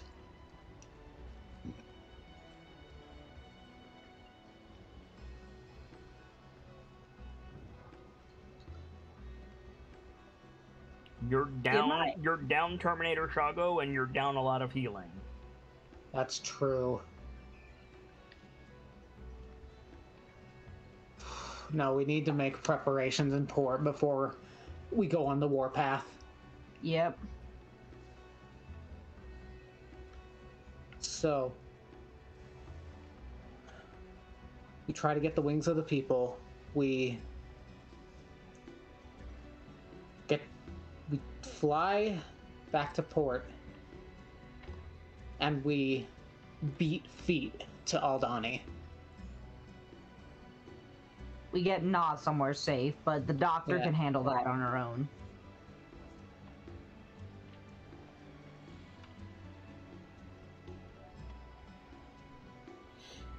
River Mist says, So we take you to Aldani and then... oh, we take you to Kirsa Ball, excuse me. And then we regroup with our crew at Mesro. You pay Madam Red. Nods. Like, holds the diamond back out to you.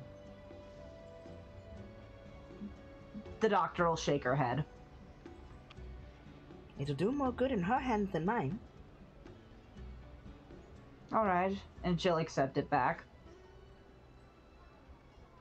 Leaving a mental note to leave it with Madam Red for them anyways. Now there's the only issue of leaving this group in Mesro for 10 days.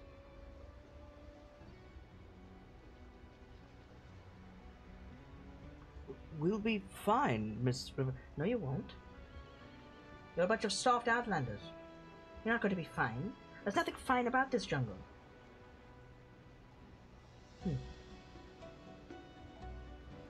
What to do? I have... Hold on a second. He's gonna address the explorers. You have a writ of exploration. No? Or what?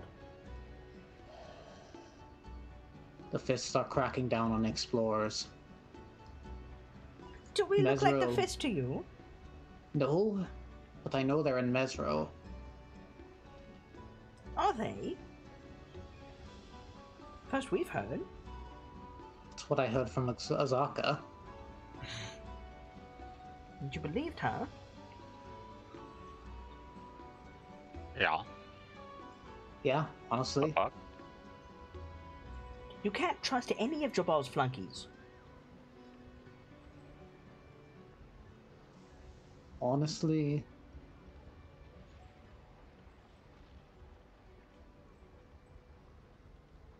I think Shago had the good sense to know that.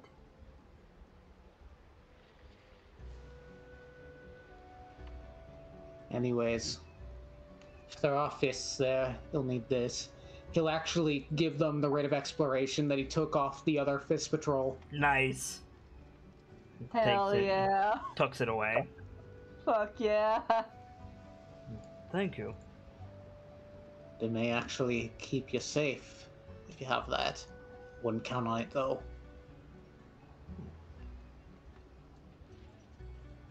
You seem to have some animosity against the fist, Mr.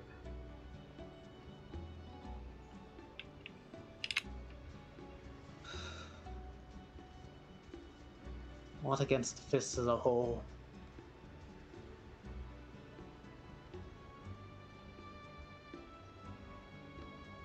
they done something to you? Porter has.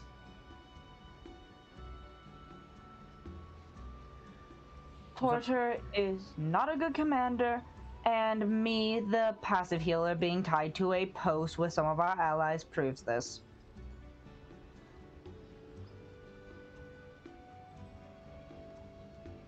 The dude turns to River and says, "Should we be cavorting with enemies of the Flaming... We're enemies of the Flaming Fist. The whole bloody port is enemies of the Flaming Fist. You made your choice. Sit down."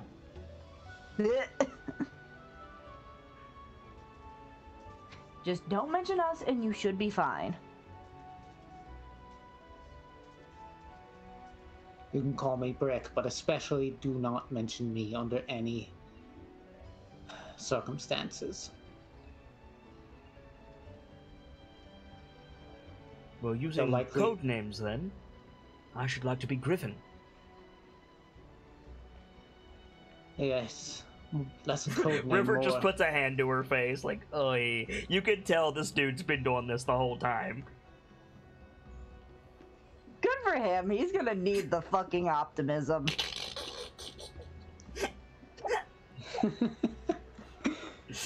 Listen, we should support his innocence for as long as he has it. This man's gonna get eaten by a ghoul. You be ghoul bait. This man gonna wake up one morning and not have a booty hole, and there's gonna be a ghoul right next to him. It's gonna be fucking game over.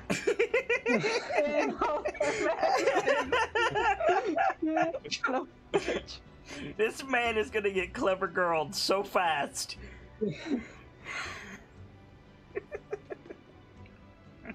Or he's gonna get, they're eating her, and then they're gonna eat me. Yes!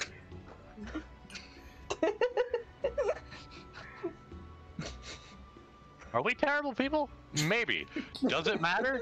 No, this man's gonna be dead in an episode. Are we terrible people? Maybe. But we're on Isla de Muerta. We're allowed some gallows humor. It doesn't matter if we're terrible people to this man. He's gonna be dead in 20 minutes. You're right. Well, maybe not 20 minutes because Brick is here, but like, it ain't gonna be long. Tell you what, this man calls himself Griffin when my next character arrives. He's getting smacked upside the head. I actually want to talk to you about that after the show. I think we have officially crossed into outer character humor. I think we need to wrap the show. Yeah. Oh, so what is the plan? The plan is to go to Kirsabal? Kirsabal, Port, Aldani. Okay, fair enough. Let's do some shout-outs. Let's speedrun this bitch. Yes, Hockey, give us a shout-out. Hello, everyone. I am the Intangible Hawk. Sorry for being so late this session. I do some programming, do some art, do some writing. You can find me here on Twitch or in Kitster by the same name. Sibs, give us a shout-out, please. Hi, my name is Sibs143. I am in no particular order an artist, a stagehand, and a moderator for Kids Discord and Twitch. But to everyone else, I am a friend, the Drifter, the one and only Technicolor Disaster. I'm sorry about all the technical difficulties during that. It sounds like the rain has kind of let up at least a little, so things should be good for now. But I do start school in a week, so I may be a little slow on the uptake with replies. I'll get some work that I forgot about done tonight, though. But yeah, if you ever need me for anything, I'm lurking around Discord, Twitch. Feel free to @ me or DM me directly. Have a great night, everyone. Vader, give us a shout-out, please. Hello, everyone. I am the Journeyman Vader. I am a moderator on Kit's Discord and Twitch, and a streamer on Twitch myself. You can find me on Kit's Discord on Twitch at twitch.tv/JourneymanVader or on Twitter at VaderSidious, though understand that I will be gone for 2 weeks starting on Monday. Have fun on your vacation. Yeah. Gamzelis, give us a shout-out, please. Ladies and gentlemen, as always, I am Guy Gamzelis, the bard of heroes. Telling the tales that need to be told. God, you can tell I haven't been sleeping well because I can't fucking remember shit. I mean, I also haven't been sleeping well, homie. Right. If Nope. ever you need me, you can always find me in the Discord, in DMs, or on Twitter at the Homestar Comey. And until next we meet, have a fantastic rest of your night, and do remember to hydrate. For my part, as ever, I am the sharp-eyed Kitsune, the teller of tales and the weaver of mysteries, the masked bard. This is a channel that is devoted to lore and storytelling, world-building, role-playing, and discussions of those things. So if that's your fancy, you're in excellent company here, and I do hope that you enjoy your time with us. I stream every single day that my health permits me to do so, and we're rolling with advantage in 2021 and beyond, which is 2 chances to catch a given stream. I'll be back tomorrow after my doctor's appointment, providing I have enough energy, for more Final Fantasy XV's fishing log updates in the afternoon. And probably, I think I have a meeting that evening, so it's probably going to be a half day. Hello, cat. I got attacked by a cat. I don't know what happened, but I got attacked by a cat. And we'll see where the evening takes us. But for now, I need to get out of here. And as always, it's time to leave you with these parting words. From myself, my keepers, and those joining me on the stage this evening, to all of you, the regulars, the followers, the newcomers, and the lurkers. Whether you're just having a seat by the fire or you've got a running tab at the bar, remember, there's always more stories to tell. And hopefully, I'll see you all next time for more Crown of Fangs and a new chapter. Good night, you guys. Thank you so much for stopping by, and hope to see you again soon.